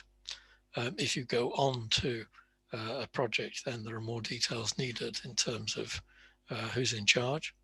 In this case, they asked for proposal information, the acronym or name, an abstract about the project, and keywords. Now, keywords are very important because those keywords will be used to identify the evaluators who will look at your proposal. So think very hard about the keywords, try and make them specific, and think of the type of evaluators you may get according to those keywords. So a very technical company, say in bioscience, may put biotechnology, bioprocessing, bioscience, and you would get scientists in the main back, whereas you may want people who are more associated with drug production or chemical production or the equipment to do so. So think carefully about the keywords. Details of the company, the registration number that you've picked up as you've registered. They need to know the person in the highest managing position. They like to know who they're dealing with, not a committee. They want a person who can make the decisions and be responsible for the cash if it gets through that far. Pitch deck we'll talk about shortly, and the video. And then there are a series of additional questions covering ideation, development, and go-to-market. We'll have a look at those. Next slide, please. So ideation, this is a European word. I'm not sure it's English, but it's self-explanatory. What's the idea behind the creation? What is the focus behind the creation of the idea? I suppose it translates as. What's the solution? Are there existing solutions? Why is yours new? What do you think it'd be? Why do you think it'd be successful? Why now and not in future, and so forth? The development, they keep asking about the risks of failure because that's what they're interested in. Do you need to cooperate with others? Have you got the right team? Why can't it be done without the EC funding? What will it cost? And finally, the go-to-market. What's the targeted market?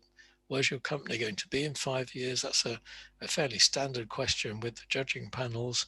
And what will you consider to be a success? Next slide, please. So ideation, you see there the range of questions. Again, about the solution, describing the solution. What are the existing ones? What problem are you trying to solve?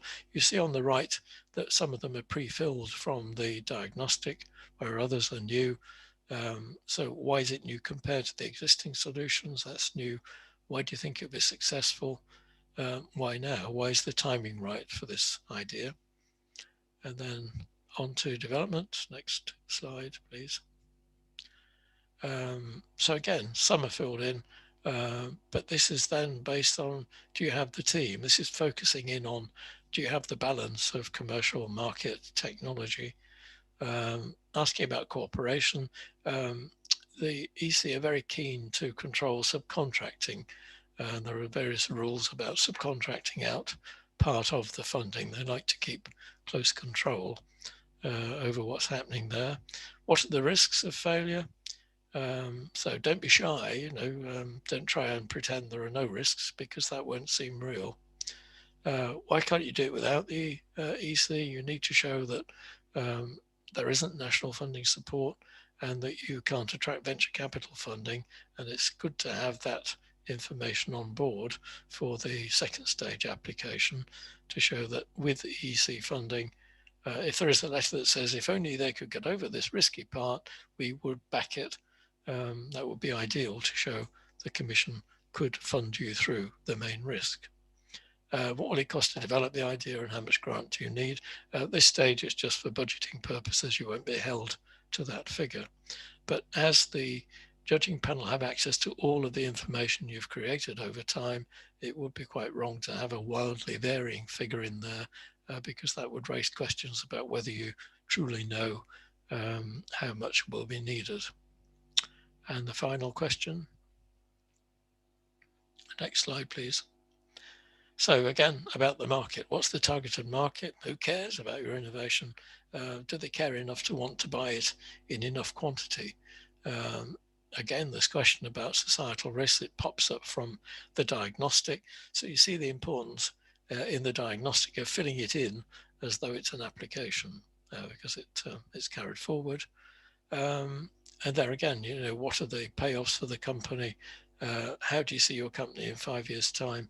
This is the classic interview question, isn't it? You know, where do you see yourself in 5 years' time?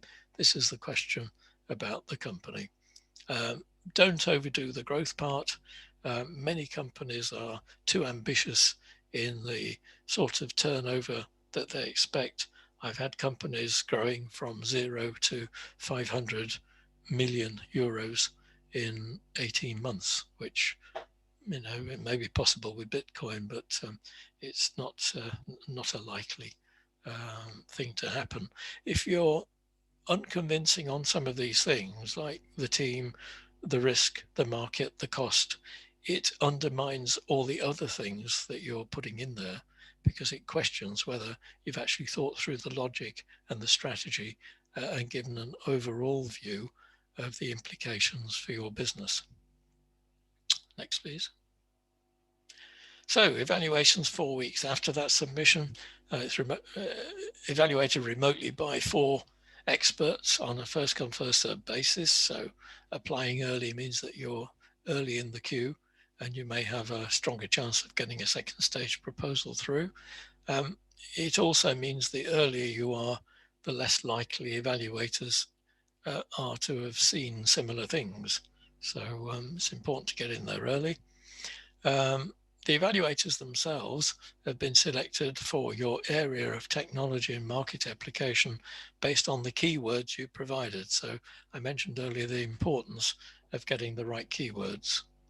The evaluators will look at the innovative nature of your product, and the disruptive potential. So we're back now to the keywords that we've seen all the way through the Horizon 2020 and now Horizon Europe. It's all about excellence of innovation, it's about impact on the market, and it's about your ability to implement the project. And this remains the core of what they're looking for. Each evaluator gives this go or no go to the proposal. If at least 2 of the 4 give a go, you'll be invited to submit a second application. But if more than 2 give no go, then it's unsuccessful. Next slide, please. If it's been rejected for the first time, you can resubmit with an improved short application, but don't just resubmit, give it some thought and look at the feedback that you'll get to make changes. If it's the second time it's been rejected, then I'm afraid you won't be able to resubmit for 12 months.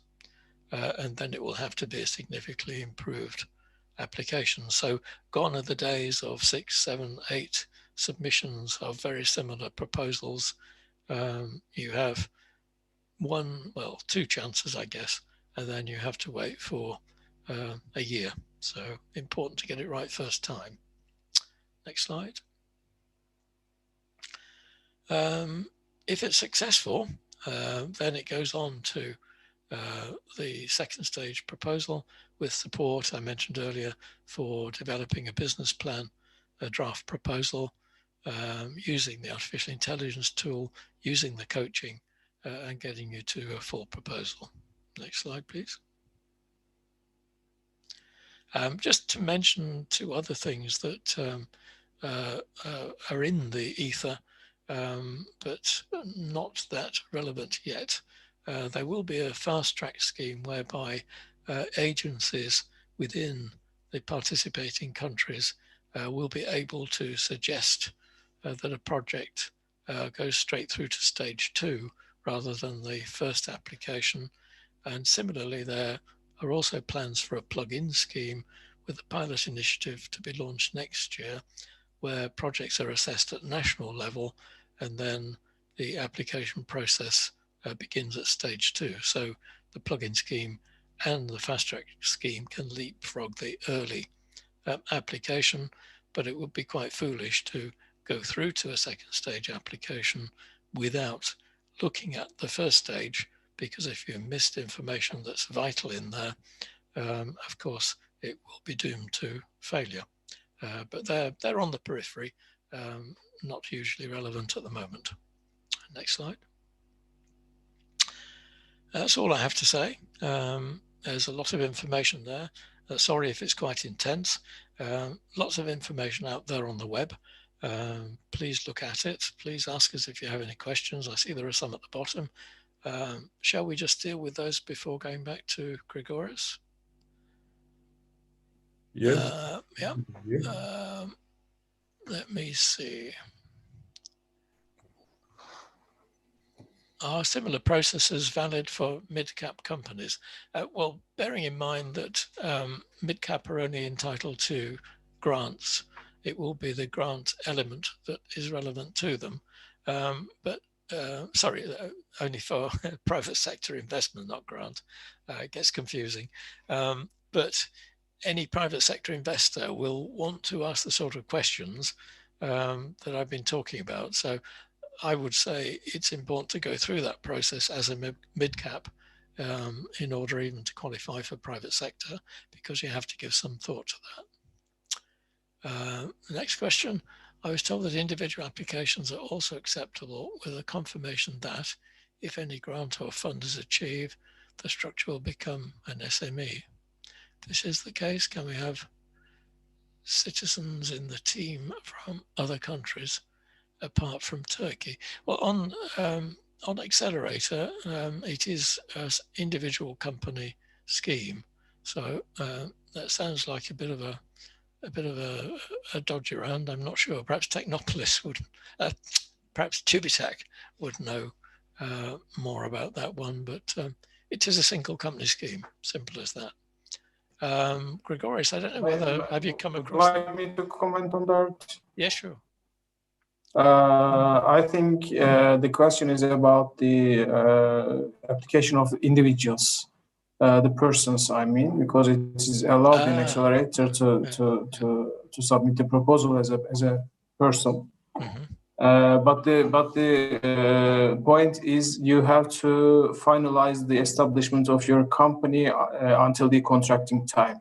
Right. It means that you will start getting funds as a company, but in the beginning you can submit your proposal as a person, and after starting get the funding procedure, I think the standard procedure will be used, and the nation of the citizens will not matter, I guess, because you will somehow contract the people with your company.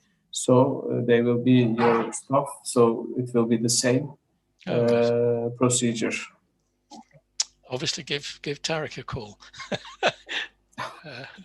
Obviously has the information on that one. Question about Australia and the Republic of South Africa. Grigoris, do you have any comment on that? Yes, indeed, I have. Whenever there is a request for collaboration with such a country, it's specifically mentioned in the call. So you have member states, associated countries. They're eligible for everything. And then you have particular countries like South Africa, like Australia, like whatever, United States, Canada. Then if you require, if the call foresees it, it's specifically mentioned. So the answer is, if it's not specifically mentioned in the call, then it's not. Okay, that's a clear answer. Question from Fatma on which date of Accelerator contact is going to be. I think that may be the cutoff date, which I mentioned earlier, perhaps.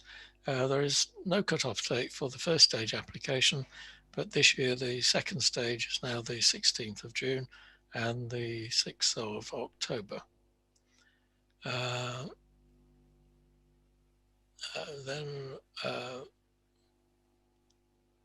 I'm not clear on the next one. Some of these we'll answer offline if it's not clear. So there's a question about the pitch deck video. I think that that will be answered later. So keep that question in mind and see whether you have any questions after that one. And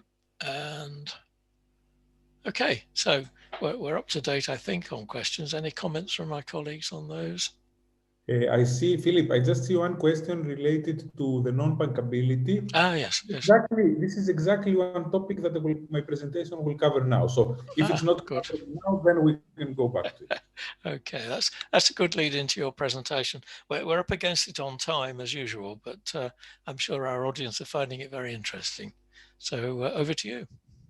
Thank you very much. I'll try to go quickly in the next one to see if we can catch up with time. So, what is the topic of this one? I hope you can all see my screen. Let me go to full screen. Yeah, we can see it. About focus on some key aspects for a winning contract. So, I'm not going to go through exactly the points that Philip covered, what they are looking for in terms of template, but I would rather highlight a few things related to what European Commission expects from a program like EIC Accelerator and what the European Commission expects specifically from the startups and the SMEs who would like to benefit from it. And I would like to take you a little bit into the political context. The political context goes like this. In Europe, we want to focus on science-enabled innovation. We are good in what we call the deep tech, and we have a very good series of reasons why we would like to focus on deep tech. Indicatively, some deep tech ideas are advanced materials, artificial intelligence, biotechnology, blockchain, robotics, photonics, microelectronics, quantum computing, and many, many other topics that is impossible to cover them all now. So I just want to tell you that there are many topics that can follow within the deep tech case. Why deep tech is important for Europe? Because it has long time to market. This means that the necessity for public funding for grants is high. It has high production development costs. Again, that's why we need to subsidize it. The risk is also high of the failure. But at the same time, once a product is developed, the barriers to entry for others are very high, and also the knowledge spillovers, meaning the broader impact to the economy, is very high.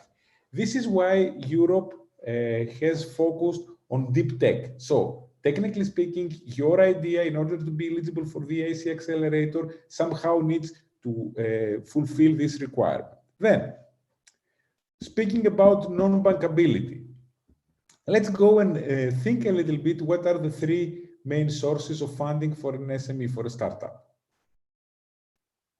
Bank loans, but the bank loans, the problem is that the banking sector is conservative, meaning the banks are very eager to borrow money to people who don't really need it. Venture capital has been proven in Europe to be a little bit short-termist in terms of focus.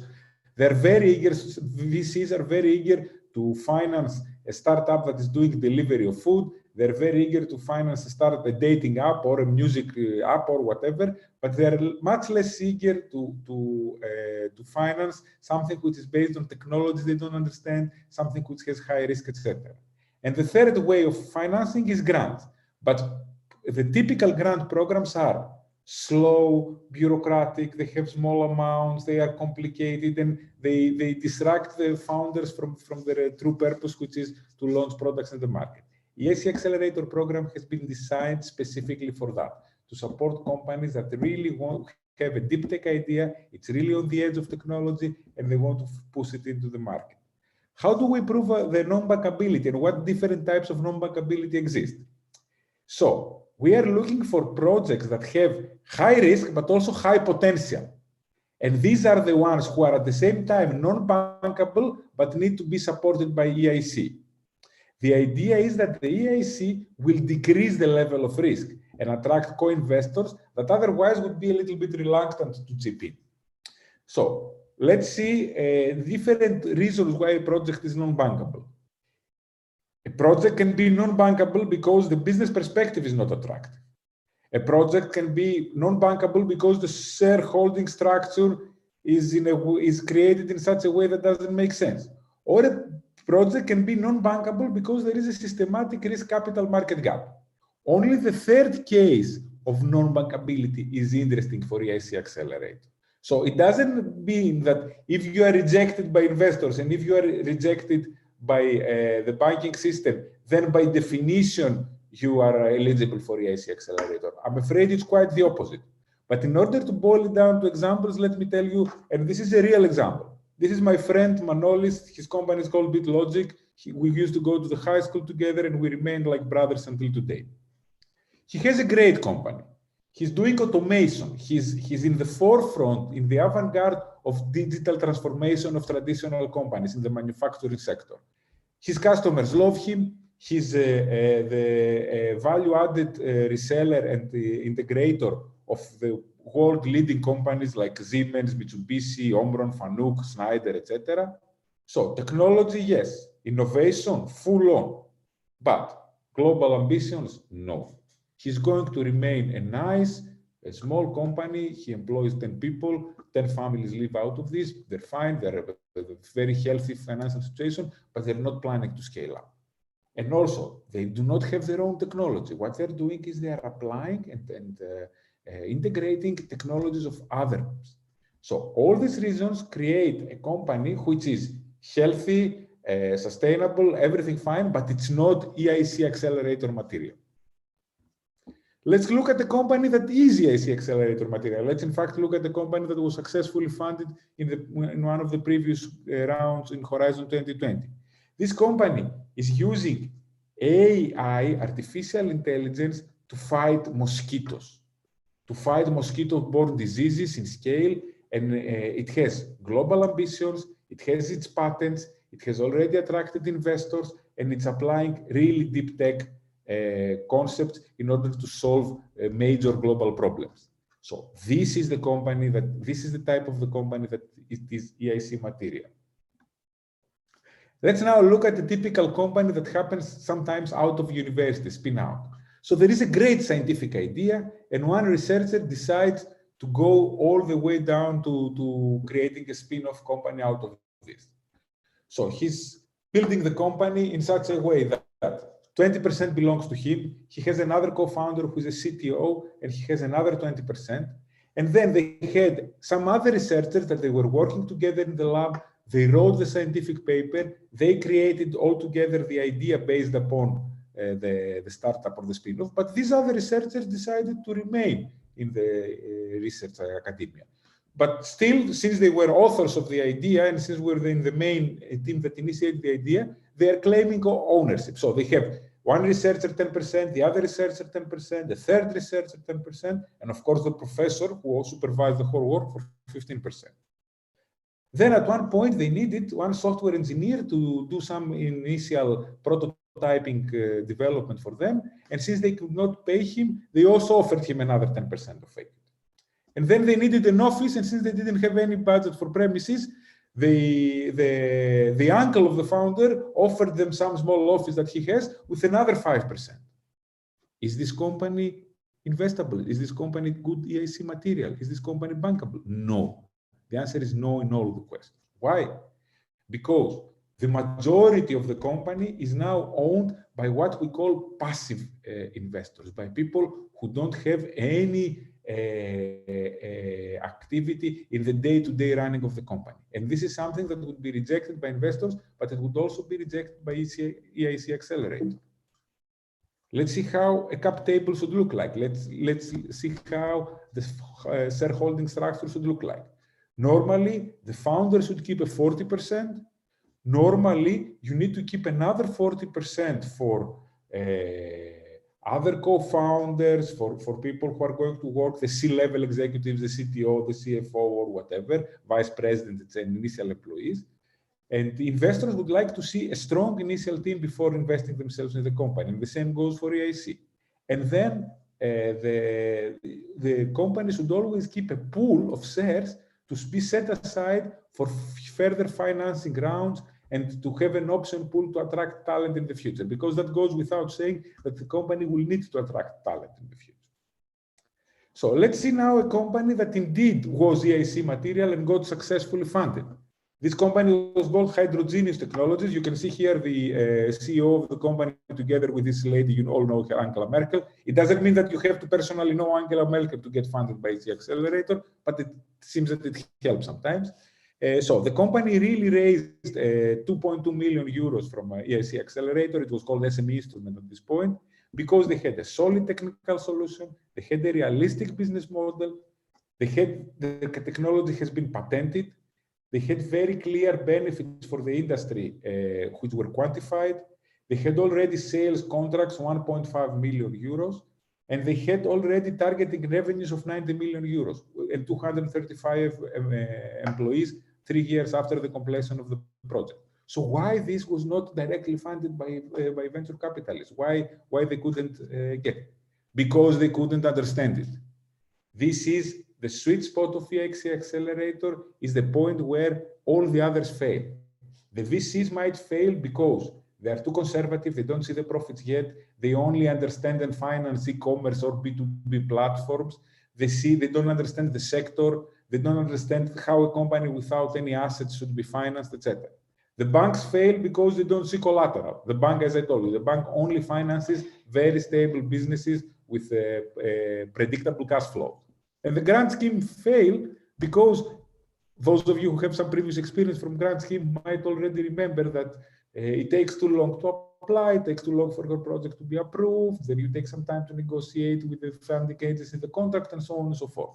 So these are the reasons why systemically other sources of finance fail when it comes to great companies. And this is where the EIC Accelerator comes in. Now, how to convince reviewers on your non-bankability? First of all, you need to explain and to use relevant facts and data. For example, if you submitted a proposal to a VC and you got a letter of them telling that they like your idea, but still they would like to reject, but they are not ready to finance yet because of this, that, or high risk or whatever. If you have some other activities like that you have tried with public grants, or that the public grant is too lengthy process, or there are not enough public grants for your sector, use relevant facts and data with respect to Turkey. But also, what will be the impact? What will you do if you don't receive financial report from the EIC Accelerator? The good question here is to apply what in sales we call fear of missing out. This is one of the biggest sales techniques, and this can apply even in proposal level, because the biggest problem of the biggest concern of, let's say, European Commission is that if credible and interesting and ideas with good potential are not funded here, the founders will simply take the plane and go to the United States and raise capital there and continue with their ideas there. And this is not something that has not been happening. You possibly know yourselves about all the success stories of Turkish startup entrepreneurs that went to Silicon Valley and managed it.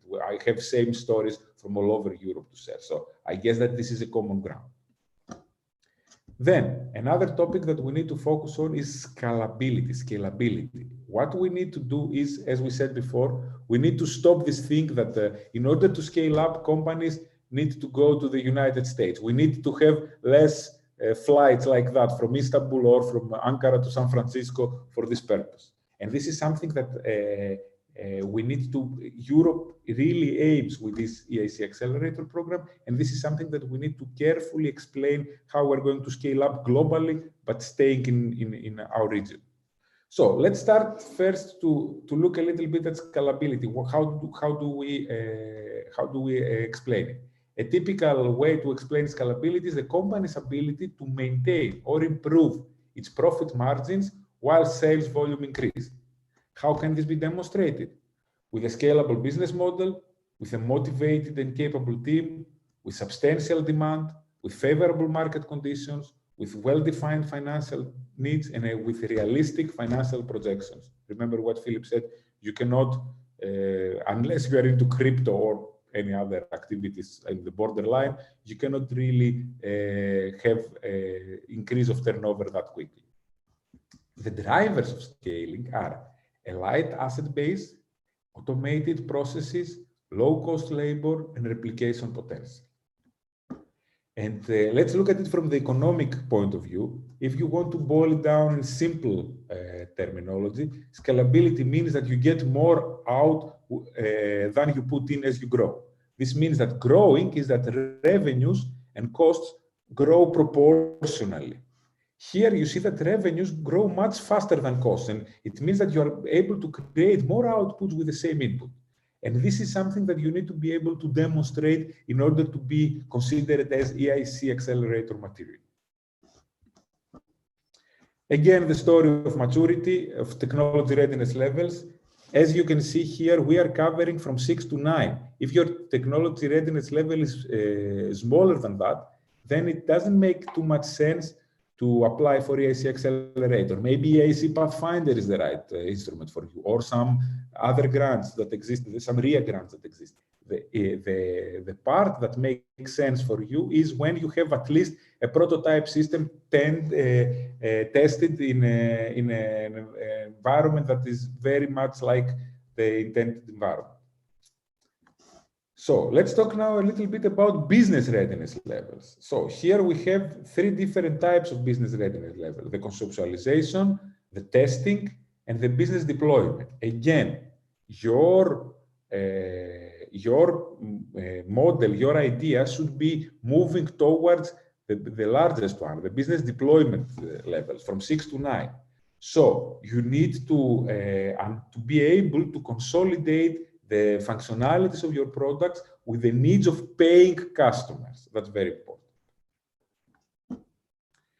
And then one question that we really get very often: do we really need to make money at the point we apply? Do we need to make profit at the point we apply for the EIC Accelerator? The answer is no, not necessarily.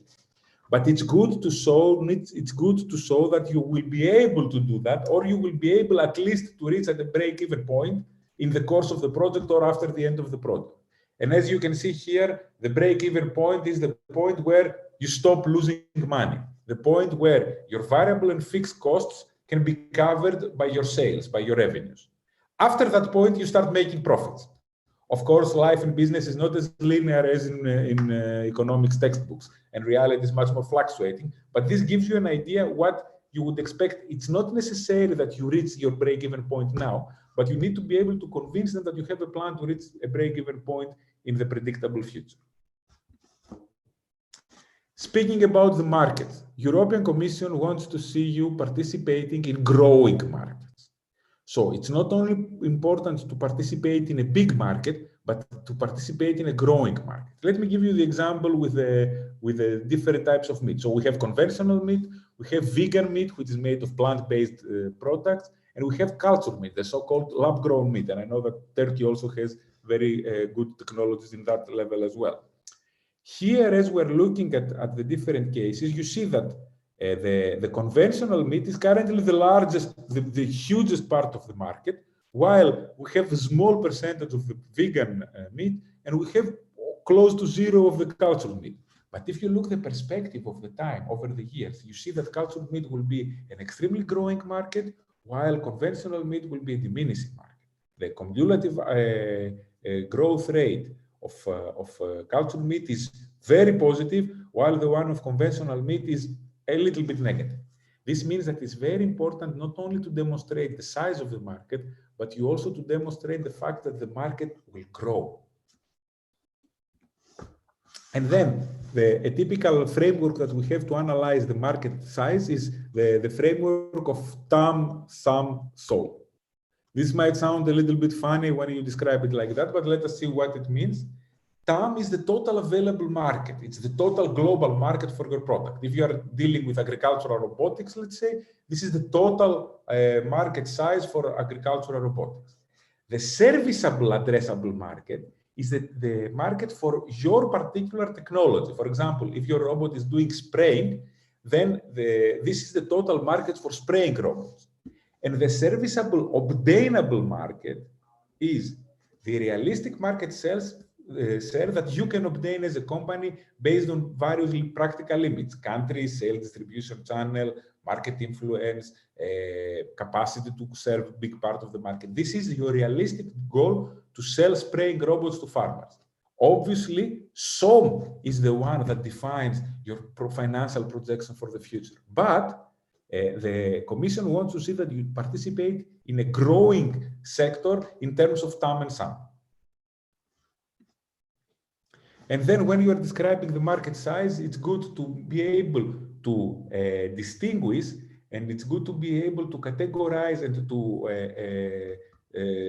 to organize the market based on different geographical areas, but also different types of customers. You need to be able to explain the different segmentation of your market in geographical terms, or in other types, characteristics of the customer.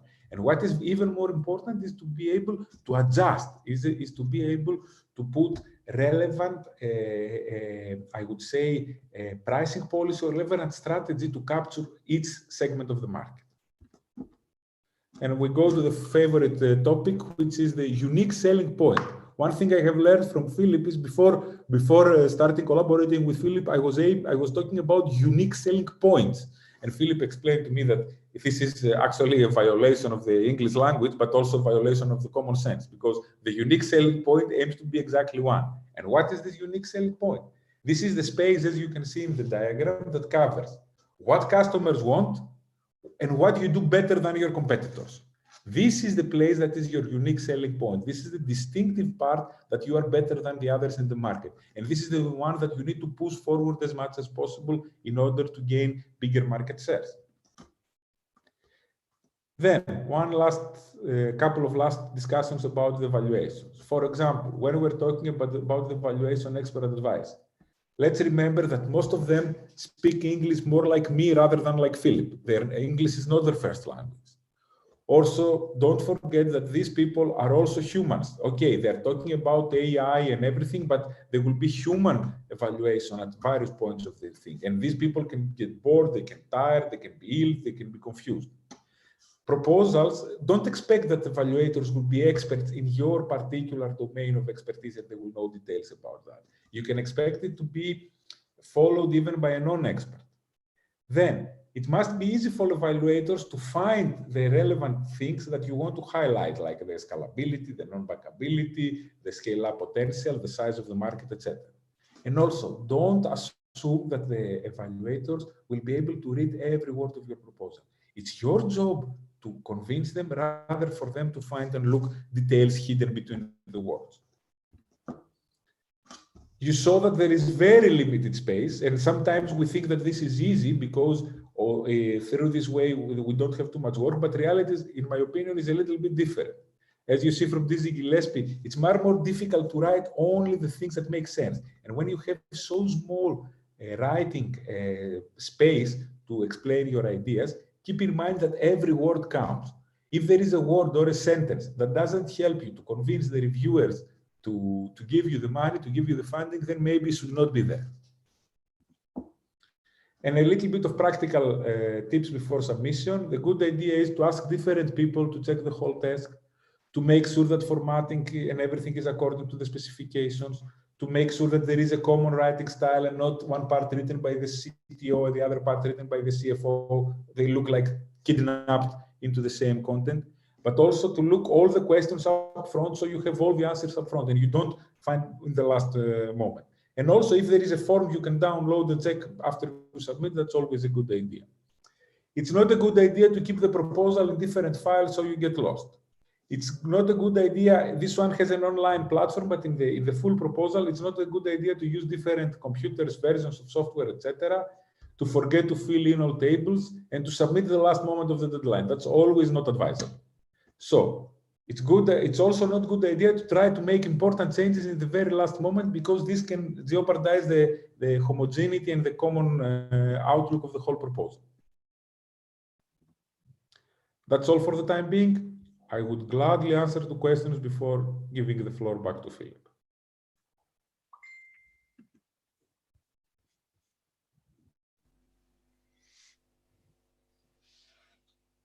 I think in the interest of time, we'll save the questions, shall we? They're coming in, so let's keep them to the final session, shall we? Okay, fine with me. Okay, we'll do it that way. Well, thanks, Grigoris. Your English is far better than my Greek, so don't worry about it. Okay, so now we'll have a look at extending the do's and don'ts from experience that we've had in working in Turkey. So over to you.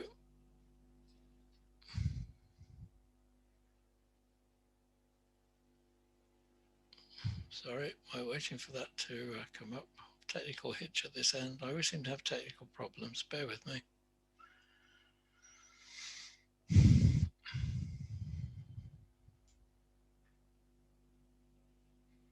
Here we are. There we are. Okay. Just extending then on the do's and don'ts. I mean, Grigoris has covered the main points there, but in visiting companies and looking at lots of proposals in Turkey, over 130, we've seen some sort of general good and poor practice, of course, across other work we do, but then some peculiar to Turkey.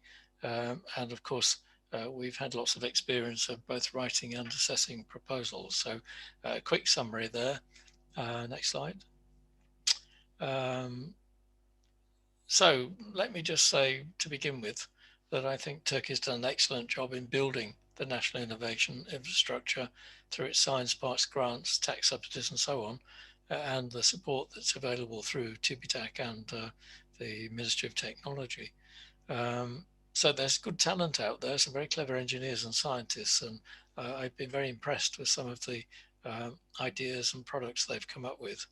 We're also told that there's an increasing presence of venture capital and private investment funds, which again tend to make the tech companies more market focused. Obviously, there are setbacks through economic issues mainly caused by the pandemic, but I'm sure things will be balanced and back to normal quite soon. Next slide, please. But there's always a but, isn't there, in any conversation? Most companies don't seem to go through a strategic planning process. There's often no strategy or business plan. They're working hand to mouth, and often they're trying to bid for the next tranche of research funding rather than looking at completing the research and getting a commercial product at the end of it. So they're not fully aware of their potential, and sometimes they're not willing to take on board outsiders' comments and recommendations. They're quite happy in their own world in many cases. They like research, they don't like the commercial world, and so they're not capitalizing on what they're doing. This also relates to a lack of knowledge of what competitors are doing, especially international competitors, which makes them sometimes short-sighted on markets and what influences them. So very little investment in marketing and developing the product beyond the research stage. But again, another but, many businesses still do very well despite these issues. And of course, the domestic market in Turkey is a huge market in its own right to serve without internationalizing. Next, please. Some examples that we've seen on visits, that sometimes we're told about a shiny new product, but a quick look on the web identifies that it exists already. That could easily have been done. Sometimes companies step outside of their main expertise to develop ideas, and we've seen very clever ideas. There's a clever clever door lock that identified through not just fingerprint but eye contact combined. But the point where the idea might have been commercialized, the company then switched to monitoring diabetes device because they had a relative who was sick. So, you know, not driven by strategy, and they lose out then on the market for their door lock. Sometimes taking on projects that quite potentially are going to need greater investment than they can afford. And sometimes the company are too busy with properly prepared bids for funding. So there are confusing business and revenue models. And a big issue we found is that companies are often managed wholly by technical and scientific people. I'm technical myself, so I can make that comment. But there can be a lack of commercial, financial and market knowledge, as I said earlier. Next. So how does it bear on the horizon bids that we see? They're not research grant proposals, as we've taken pains to show. They're proposals to take products from research through to commercialization. So if it's pitched as a research grant application, it won't happen. It must clearly be linked to a business plan, especially if you get through to the stage 2 application. The mindsets of the senior management sometimes need to change to tune into this different focus and how it reflects in the application process to look at it afresh and say it's not what we're used to, it's not what we've done before. And this, of course, is why we have a program such as ours to help do that. There's a lot of training, information and stuff out there which is available for free, and it's worth investing the time to go. And taking it on board as a senior person in the company, making the time rather than relying perhaps on a junior person to go and to provide feedback. So Accelerator proposal must be driven top-down by senior management who are prepared to put the time and effort into it. And if professional consultants are involved, there again needs to be close engagement with them from the top, because no external person can know your business better than you. And quite often we see some quite good proposals, but when we talk to the company, they're not familiar with some of the content. Next. So some key don'ts to add to Grigoris. Don't ignore the extensive guidance the EC provide, and there is a huge amount of guidance already on Accelerator. Don't develop the idea without first seeing if there's a product already. It's an obvious thing to say, but quite honestly, it's a thing we see quite often. See what's around, see whether yours is the same or better, and highlight the difference. But it's not likely to be disruptive if it's similar. And of course, they're looking for disruptive technologies. Again, don't develop an idea without seeing that there's a need for the product. Why develop a product that the market doesn't need or doesn't have sufficient potential in the market to bring back the amount that you've invested? And dangerous to step outside your sphere of knowledge and waste cash in building expertise at the expense perhaps of developing your existing product range and customer base. You may say they're very obvious, but they are issues that we have spotted. Next. Continuing that theme, don't treat the bid as just another application for funding. I've already covered that. Don't leave it to juniors or consultants to come up with the goods. Be in charge of it. And don't underestimate the time and investment needed to come up with a good proposal and all of the detail that needs to go in there. Sometimes the idea is the baby of someone and they've pursued it beyond all reason without reviewing whether it's worth carrying on with the investment. Be realistic and make decisions at key stages, milestones, work packages, whatever, whether it's worth carrying on, whether there's a future or you're going to save money by shelving it. Next. So what can we do about that? Some do's. Do develop a 5-year rolling strategy. It's important for any business to know where it's going, and a simple look ahead with the senior people at where you want to be in 5 years. Some may want to stay the same size, as Grigoris mentioned about his friend. Some want to be growing to world-class companies. Some are happy doing research, some want to go into manufacture. So to get the strategy together and agree, it is very important. Having done that, then you can produce an annual business plan, which sets out the first year in more detail of your 5-year plan. And of course, every year you add another year to your rolling plan. So within the document, set out the fields of research you're going to do, allocate spend, and put down the milestones, the results that you expect at key stages. And then you can monitor against those stages to see how it's going. This is expected in proposals. It should be expected within companies. Before you prepare a proposal, invest time and money in researching the product and its potential. This is the market stuff again. Have a marketing strategy. Which target markets, not just Europe, which to aim for, why, who the competition, what's the market pricing like, what's the potential sales, etc. It's important to know your market. And of course, get market feedback if you're at the stage where you have a product that can be demonstrated. And next. So, Grigoris mentioned this, carefully reviewing the EC documentation, the work plans, the calls, so that the proposal will match what they're looking for at the time they want it. Scrutinize that bidding process, ensure you meet all the criteria again, as Grigoris said, for documentation, financial information, something like 10% of all proposals are not signed, for instance, and immediately are rejected. Very important. Make sure you have a good balance in the team. I've mentioned this before, between what you know well, which is usually technology and science, and what you may be weak on, the commercial and marketing side. To show too much strength in technology and science will show weakness in the commercial and marketing side.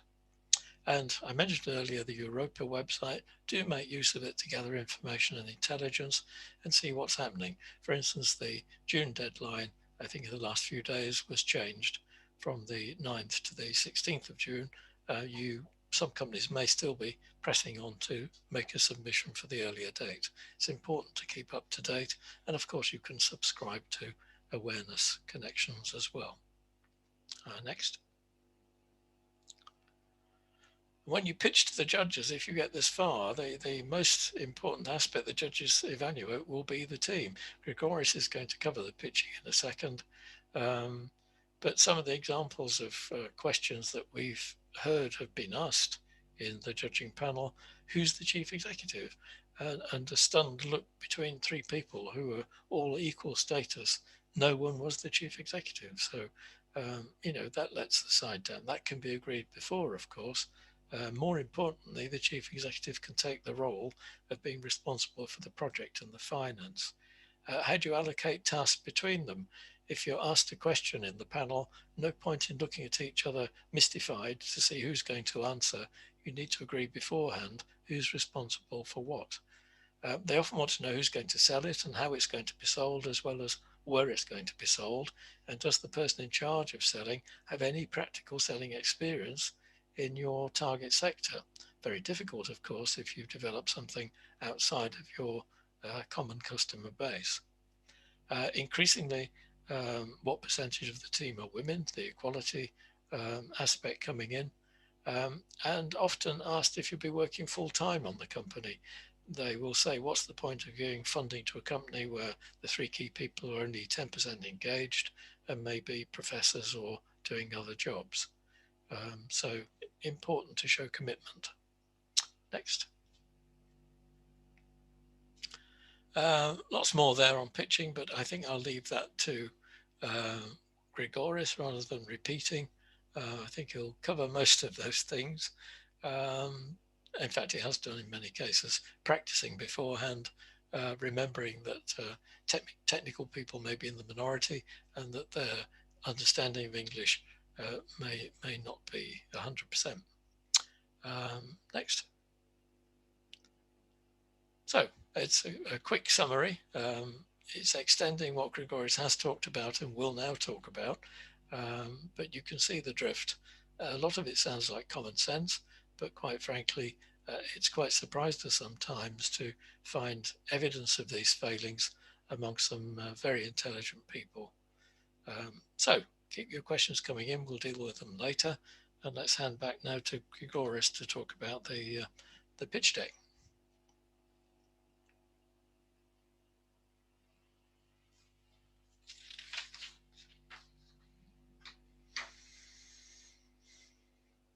Grigoris? Oh, sorry. I'm back. No problem. I hope you can hear me now. I can now, yeah. Okay, perfect. Even more importantly, I can see you as well. Okay, good. Happy to hear that. Give me 1 second to load the presentation, please. Sorry for that technical hiccup.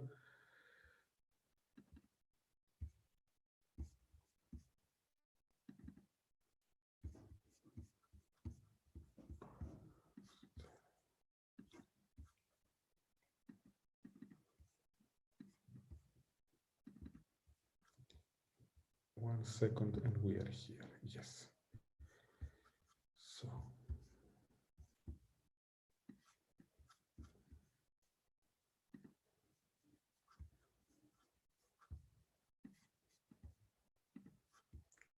I'm able to share now.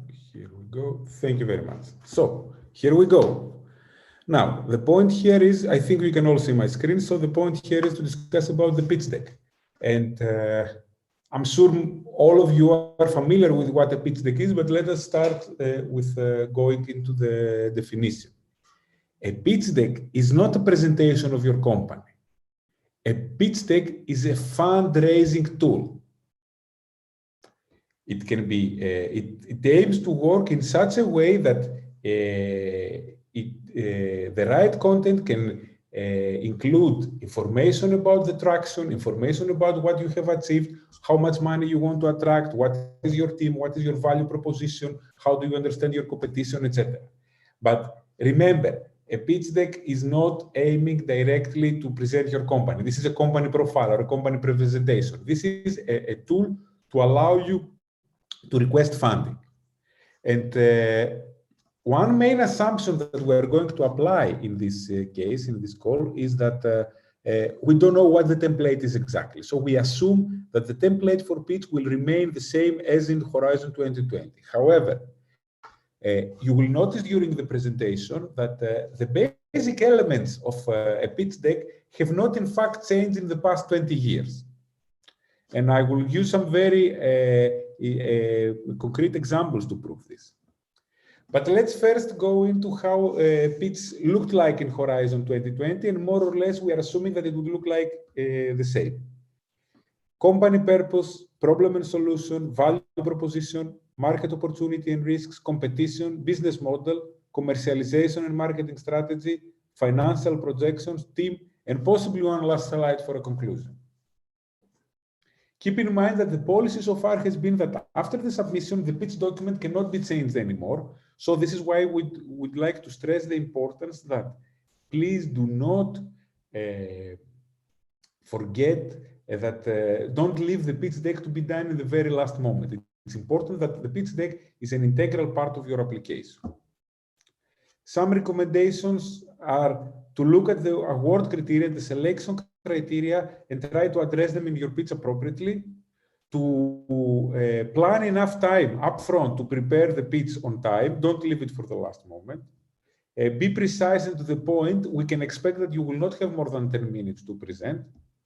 Explain your technology in a way that everybody will understand it. Don't assume that the people in the jury would be PhDs or people with similar technical capacity as you.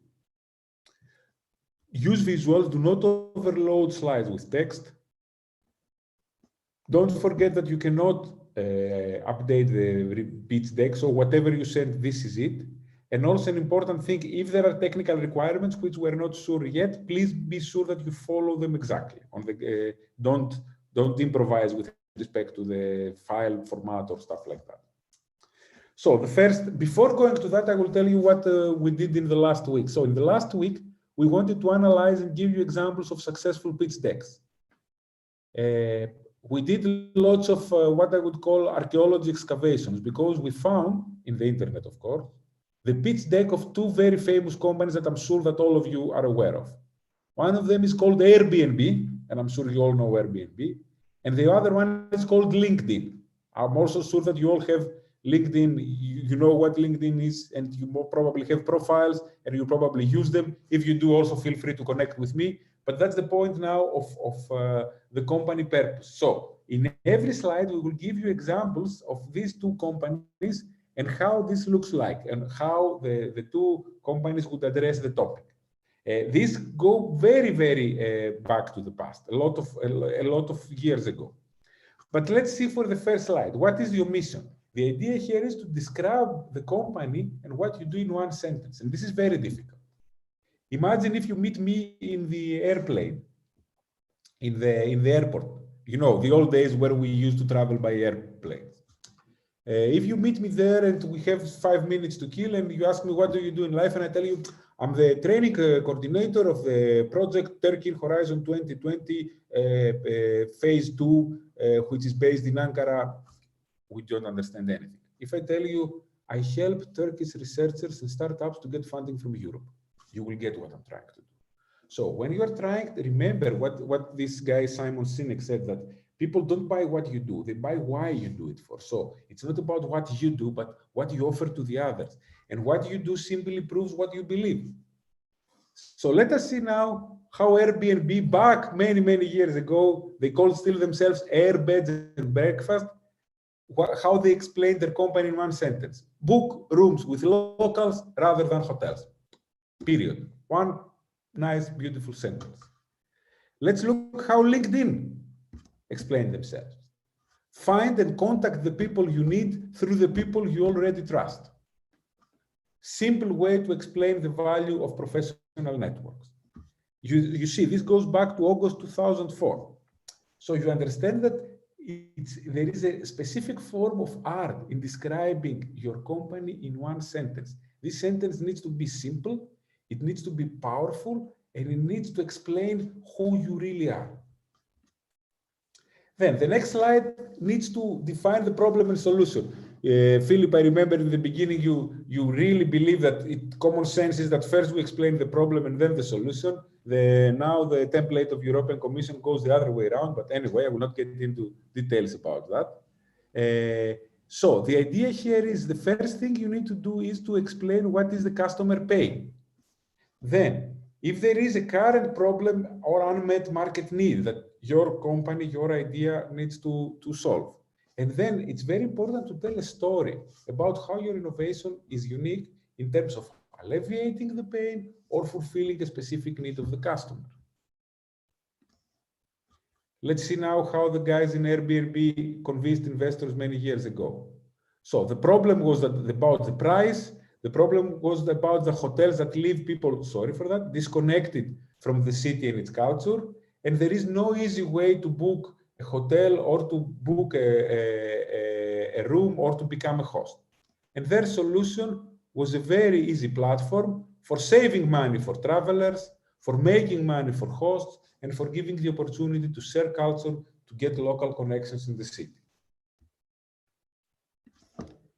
Then, next slide is about value proposition. How do your customers value your offering? How you can define and assess concrete benefits of a customer gets by using your product or service. Here I'm using what we call the value proposition canvas.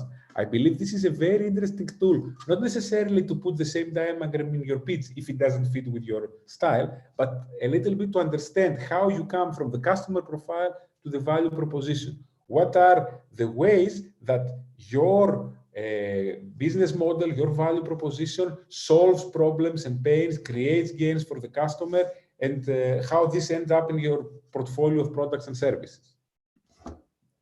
So you see how simple, in a simple and very beautiful way, Airbnb described the situation. Search by city, review listings, book your room. Very simple way to explain how the product works. Then, very important, remember what we said before, how important it is to focus on market opportunities and risks. What is the market creating potential? Give a prediction of the size of the target market and the share that you intend to capture. Explain how your product will change the market, which is also very important when we're talking about disruptive innovation, but also list the main risks related to your innovation and how you're planning to deal with them. That is what is expected when you are trying to express market opportunity and risks. You see, Airbnb again, they had already market validation because they looked at relevant competitors. For example, 630,000 houses were temporarily listed in Couchsurfing, and 17,000 houses were listed in other platforms. They were explaining the market size, that what is the total market, what is the online market, and what is the market that they can capture. You remember the model of the three different types of markets we were discussing earlier. Then you need to focus on the competition. Who is the competition and where are you and how you will going to overtake the competition. This is very important to demonstrate, and normally you would like to be more concrete. So here again, Airbnb, they were comparing themselves with the online platform that existed at this point. As you can see, none of them still exists because they were describing the competition in terms of the key features that customers want, affordability and ability to do the whole process online. And they were putting themselves in the right part of this diagram, and this is how they were planning. They were explaining in the narrative how they're planning to overcome the competition.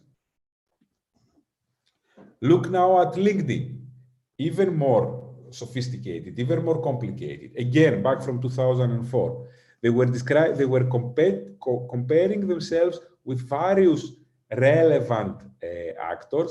They are explaining how many users they achieved. They were giving very concrete details about their performance and why they're better than the competitors. And also they were explaining verbally why they are better, what they do that keeps them in the leading position with respect to having market leadership, achieving strong network effects and user trust, and with respect to their patents. Then we go to your business model. This slide is about how do you make money, what is your revenue model, what is your pricing and cost structure, what is the schedule, and when the revenue should be coming in. One thing you can see here is the business model of Google that explains the value proposition for businesses, for users, and for publishers, but also where the money comes, where the revenue generation happens for Google itself. Let's go back there. Look how simple and neat. We use business model canvas, and I like the tool, but look sometimes how simple and neat the business model of Airbnb was. We take a 10% commission of each transaction. So they're explaining what is how many trips they're expecting to have, the share of the market, what is the average fee per trip, and what is the revenues for the upcoming year. And you can see this is quite impressive. Then, when we move to commercialization and market strategy, what is the plan to reach customers and to enter the market? And also, when are you going to really enter the market? When are you going to achieve market deployment? And if you have already some early traction, please demonstrate it. You see here the case from LinkedIn. They were already explaining how do they work with HR agencies, how do they work with universities, how do they work with big companies, big corporates, etc. And also the results that they are planning and the results that they have, and how the structure of the users is, how often they come back, what happens really when the users start using their platform. Then another slide is about financial projections, simplified, consolidated. Sales, clients, investors, what will you do with the money received, and what the level and the nature of investment attracted to date is, and how EU funds will contribute to the project. Here you see again a very simple, nice table of 5 years projection. What are the active users, revenues, expenses, cash flow from different sources, operating margin, and the number of personnel.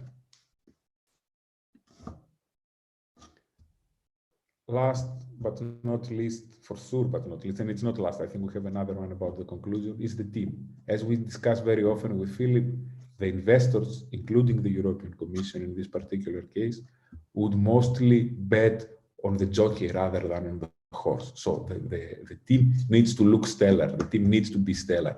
Which are the relevant team members and other partners? Explain that the team has determination, the expertise, the inner wish to achieve the commercial success for the innovation, and also explain what they have done in the past. So here you can see the team of LinkedIn at those times.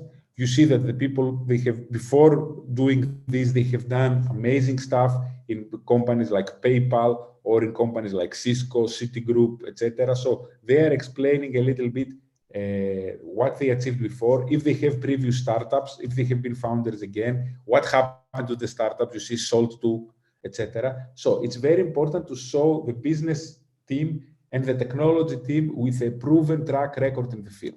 Even if you are young and you are just starting, try to find some aspects, some achievements, important achievements, and do it like that. And also, never go as a one-person band. It's always about the team. And last but not least is about the conclusion. The conclusion is a closing summary to convince and leave a lasting impression. I think here the main element that one needs to play is about the timing. As you know from Victor Hugo, there is this famous saying that nothing is more powerful than an idea whose time has come. This is the way to convince the investors that it's now, it's you that will implement this idea. And I think that this makes most of the times a very good concluding remark in order to convince them to give you the money. That was all.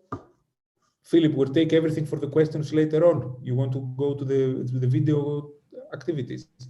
Yep, sure. Just a short video.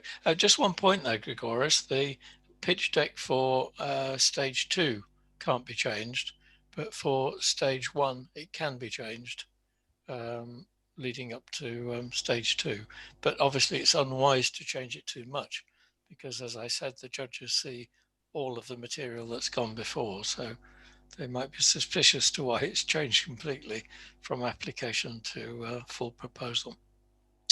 Okay, so it's been a marathon session. The last 15 minutes or so, one of the things that has to go with the initial application is a 3-minute video, which is a novelty. And I'd like to just now cover that ground. If we can have that presentation. They've gone quiet on me. Here we go. Okay, can we go back to the start? Okay, so producing a 3-minute video. This is a video of up to 3 minutes. Now, the TV adverts that we see are very effective in 30 seconds. So 3 minutes is quite a long time. And it's important to see whether you need the full 3 minutes and how you're going to fill it to keep the audience interested. So first health warning, this aspect and the new accelerator are so recently introduced, there's no real guidance and no working examples of 3-minute videos. So this presentation is based really on good working practice. Next. The second health warning, we all see ourselves as movie directors. I think we all have a view on how we should take a picture and which pictures to take and so forth, but beware of that because there's a lot more to it than we imagine. And I'd like to now just talk about a few things that we need to think about. Next. So what do the European Commission expect? There's very little guidance on this, and my guess is they're waiting to see what comes in. But I quote them here: core members of the team of up to 3 people should illustrate your innovation and the main motivation behind your application. Yeah, okay. They say you should keep the video simple. The objective is to show the team, this is the rider, not the horse, behind the idea, the proposal, and your motivation for doing it. If you don't have a team, you can include future team members or say how you plan to acquire the resources needed. Okay, so that's what they say. There's always a but, as I said. Next slide. I think the EC are saying that they expect a simple video, but my feeling is it may become very competitive, and it's an important way of getting your project reviewed. Of course, you know, you can pack a lot into a short video. Should it be homemade or professional? That's a choice you make. Of course, a professional video could be used to promote your company anyway, but of course it means cost, but saves you time and will probably look a lot more professional because there are better movie directors around than we are. Lots of online sources for compiling a video. There are templates as well as excellent production advice, how-to videos. There's a lot out there, so obviously watch that. Don't take it at face value. Just do 3 minutes of you talking into an iPhone about your project because other people will do better. Our own personal devices have excellent facilities these days with the iPhone, iMovies, lots of stuff out there. But it's not just about the technology, it's about the ability behind it. And there's a lot of expertise involved in producing moving images. So let's just look at some of those. Next slide. 6 key aspects really to think about: the format that you may use, the audience you're talking to, the message you're getting across, the content of the video, and there are presentational and technical issues to consider as well. The next. The format, these are generally the sort of business videos, if you like. An explainer video, a talking head, a bit like a newsreader, where you sit and explain the product prep perhaps with a few bits of video material or pictures in between. If that's a technique you use, it can be very boring, and you need to be an excellent speaker and to be able to keep the attention of the audience, because somebody said to me the other day, you never remember what the weather forecaster says on TV, and it's quite true. You can do a voiceover where you're showing moving images or still images and you're talking over that to introduce the product. You can do an interview where you sit and talk to someone else and they come back to you about your product or your idea. That could easily be done between the 3 team members they talk about. You could use existing footage if you have it already produced and put that together. And you could use your pitch deck, which Grigoris has just done an excellent explanation of. You could use the pitch deck as stills with video linkages, so the script is already there. Next. So the audience, know your audience. Now, who are the audience? We said earlier, they're evaluators, some, excuse me, some with technical background, some with business background, perhaps not with an excellent command of English. And it's important to remember that, you have that variety of people there. Give them what they want to hear. They want to hear about excellence, impact, implementation, why your product is going to be a world beater, why you're a team that can make that a world beating product. So tell them what they want to hear. Talk to them, not at them. You're not addressing an audience. You're trying to take them into your confidence and discuss with them your product, make them feel part of the team that are discussing it. Include elements that keep their attention, obviously a wow factor to begin with, a statement, as Grigoris has just said. We've reduced the blood sampling machine from $100,000 to $20,000, which can be put in the back of a car and taken around rather than filling a whole room. Something that makes impact where they can see, oh, this might be worth listening to, watching and taking a look at. Remember, the brain processes images 60,000 times faster than text. So you can get a lot more message over visually than you can in text. Looking at the audience here in this ancient picture, talking to them about Formula One racing, which probably wasn't around at the time, wouldn't really interest many of them, as the audience seems to be entirely made of women. Not that women don't like Formula One racing.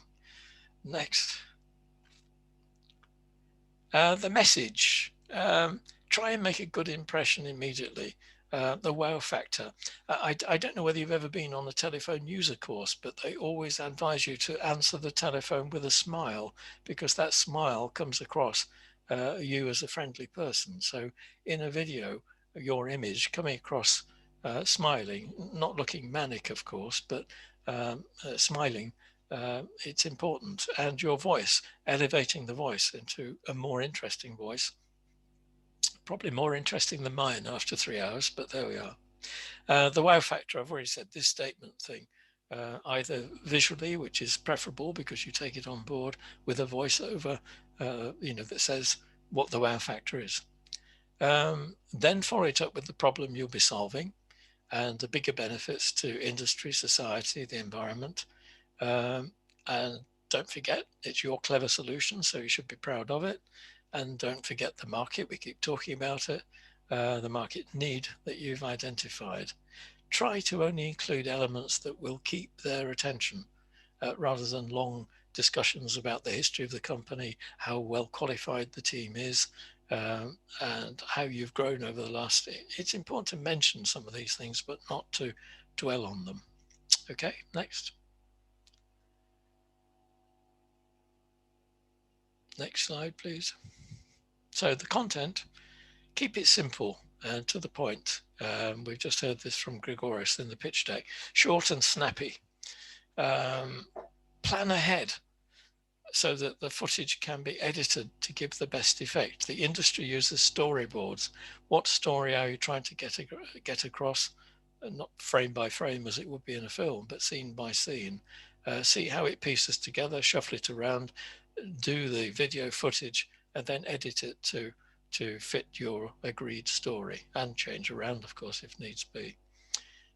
Keep the team members to strict scripts to give balance. You don't want someone who is very proud about the technology involved to talk for 2.5 minutes with lots of acronyms about the technology.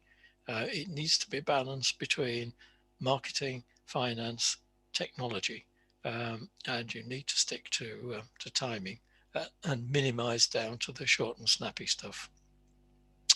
Again, use the language the audience can relate to. As I said, some are technologists, some are not. And the technologists may be in the minority. So this is, again, understanding the audience. Next. Presentation. The quality, clarity, and fluency of the speaker. It will be in English. I'm fortunate in being a native speaker, and it can be very difficult, but choose the clearest and most fluent of speakers. It may be even a younger member of the team, but make sure that it's as good as you can get it, because many of the evaluators will not be native English speakers, and it can be difficult to understand with strong accents affecting some of the descriptions. Appearances, it goes without saying, if you're appearing before the camera, look smart, look well-groomed. These are all points you can score without really having to do anything. Make sure that when you're filming, there isn't a pile of cardboard boxes in the corner, a dead plant on a desk, a clutter of papers and things that make you look as though you're snowed under with paperwork. Look at the backdrop. And make sure that it's appropriate. If it's a piece of lab equipment, make sure it's a tidy lab and people are dressed accordingly, and so on. This is all obvious stuff, and as Grigori said, common sense, but as a friend of mine said, sense often isn't very common. So common sense is the order of the day. Continuity, especially when editing. I was involved in industrial filmmaking years ago, and one day we filmed in a factory, and we asked this guy to pull a lever and stand around. We didn't have time to finish it. Next day we went back, and when we edited it, there was something wrong. The guy, the first day, looked very scruffy with his hair all over the place and had a dirty boiler suit on. The next day, he'd had a haircut, wore a clean shirt, and a clean boiler suit, and we wanted to edit between them, and we had to reshoot. So continuity is important, especially when you're editing. You don't jump around, or somebody is wearing a different shirt and then goes back to the original shirt, and all of those things. Okay, the next. Technical issues. Camera angles, is it too high, too low? If you look at security footage, it's usually from cameras up near the ceiling, looking down on people as though they're doing something, well, often are doing something they shouldn't do, but a high camera angle is peering down and making the person look less, if you like. Peering up looks really odd because it makes their head look too big. A camera angle looking across a subject is probably the best. And again, the camera position, is it too close? Is it distant? Where's the best position for it? Lighting. Lighting full on makes us look very pale. From above, it gives very intense shadows that can be very aging. Natural daylight is best, and it's best from the side, and it's best in the morning or evening when the light is softer.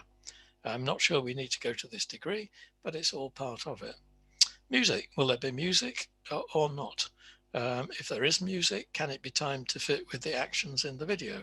Because it makes those actions more important.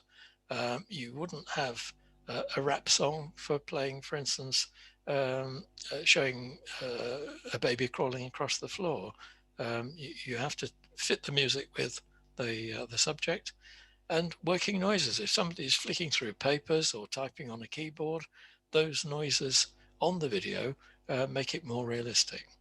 It goes without saying the quality of the sound, it must be clear and understandable. people not speaking too quickly.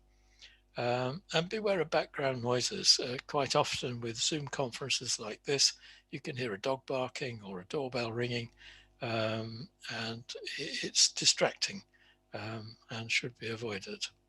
Fast motorcycle going by, that sort of thing. Next.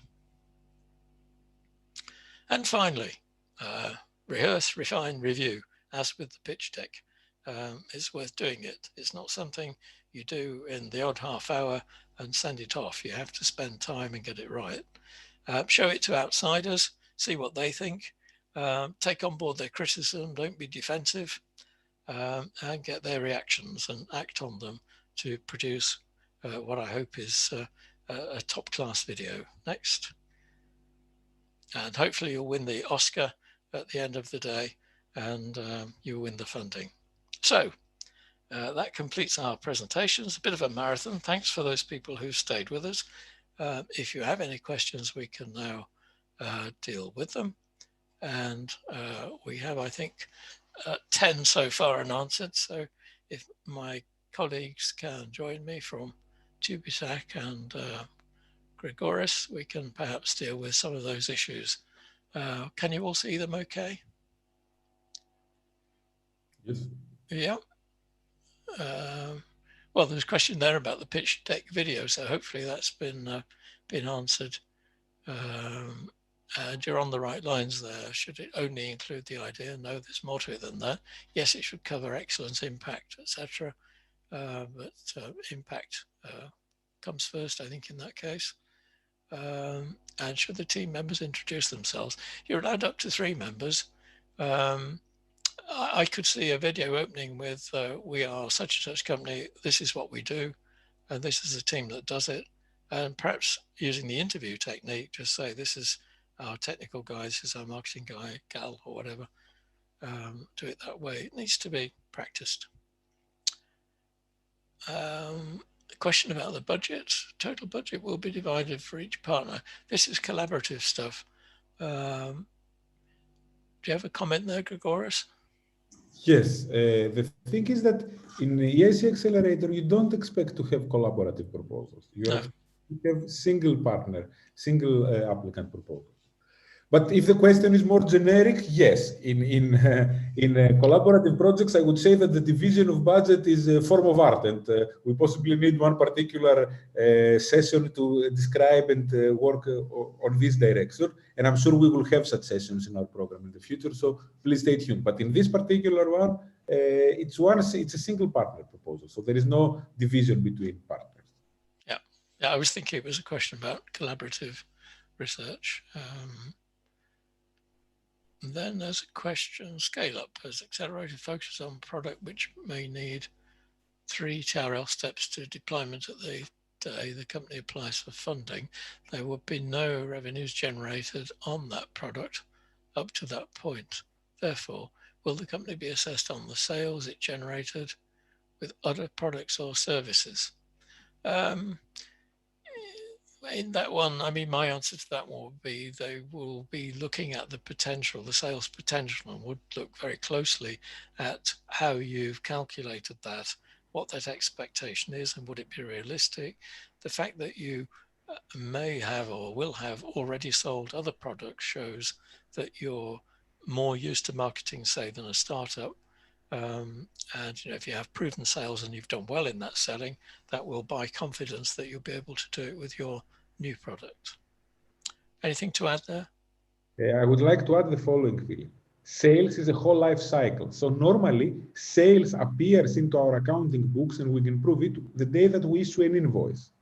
But prior to that date, there are many other things. It's communication with customers. It's contracts with customers. It's MOUs with customers. So traction is not only proved by the invoice per se, but is proved in all the previous steps in this pipeline. So if you have such steps that can demonstrate early traction, this is very strong part of your proposal.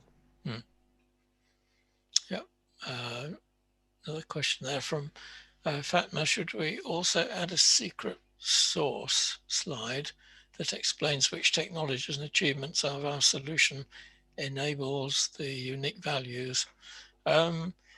there's nothing secret about it. I mean, you can put what you like in the pitch deck. The guidance that has been given by Grigoris, and this more or less official guidance, sets it out, and I'm sure what you're suggesting there could be included in that.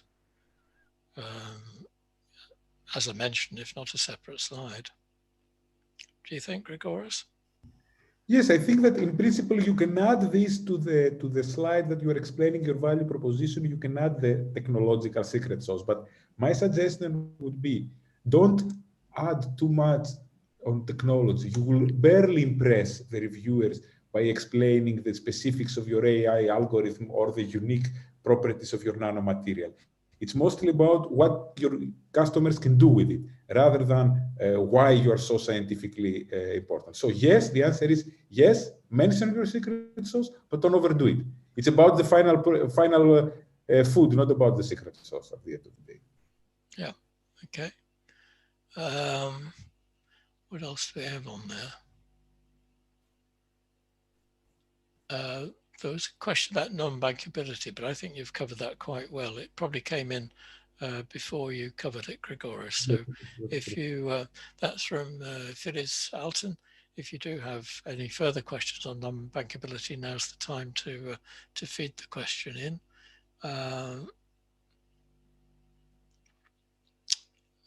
Until which time the EIC can ask to SMEs the situation of the budget. You'd be giving your budget as part of your initial application. At that stage, it's just a broad estimate, but then the second stage will require much more detail on the budget and how it will be spent. Put yourself in the shoes of an investor. They would naturally want to know what the money was going to be used for, when, and what the return might be. Question on EIC Pathfinder. Are there several applications or only one, which is the 19th of May? Merve, do you have any information on call dates? There's only one for the open funding. And for the challenges, it is October 27th. Do you recognize the 19th of May date? Yes, it is. It's for the open funding. Oh, right. Sorry. Yes. Okay. There's your answer. Nice and concise. I'm not quite clear on the question on deep tech companies there. I don't know whether either of you have got any impression of that. What do you suggest about, sorry, it's jumping around, deep tech companies which indirectly related to Green Deal? In the last application of the SME instrument, there were no funded companies. Keep trying, I suppose, is the answer. You know, although these things, there are many applications and, you know, not many get through. If you have the disruptive idea with the impact and excellence, it will get through. So volume shouldn't put you off applying. And competition, of course, is always strong. But if you have the right ideas, it will get through. Anything to add there, lady and gentlemen? No? Where are we? I think that's covered the open questions. Around 20 of them. So these will all be answered on our website, and the lines will remain open for the next half hour or so. So if you've got any more questions to feed in, please do. Last chance for any questions before we close. Feed them in now. If not, a reminder that all of today's presentations and the questions and answers will be on our website in the next few days. I'd like to thank our TÜBİTAK colleagues for joining us this morning. I'd like to thank Grigoris, as ever, for his excellent presentations. But most of all, I'd like to thank over 100 110 people, I think it was, who joined us for this project writing training event, and remind you that on the 5th of May, there will be a similar event looking at the stage 2 applications, and hopefully you'll be able to join us then. And one day we look forward to seeing you all in person in your beautiful country. So goodbye from me, and over to Kemal to close the event. Thank you very much, Philip. Let me close the event on behalf of you and TÜBİTAK. Değerli katılımcılar, umarız proje yazma eğitimimizi faydalı ve bilgilendirici bulmuşsunuzdur. Daha önce de belirttiğimiz gibi bugünkü etkinliğin kaydı, yine bugüne dair tüm sunumlar ve Q&A butonu aracılığıyla sizlerin ilettiği sorulara verilen yazılı ve sözlü yanıtlar proje web sitemizde Philip'in ilettiği gibi paylaşılacaktır. Sunumları gün içerisinde paylaşmaya dikkat edeceğiz. Ayrıca yine bu vesileyle sizlerle projenin ve TÜBİTAK'ın ilgili web sayfalarını tekrardan hatırlatmak istiyorum.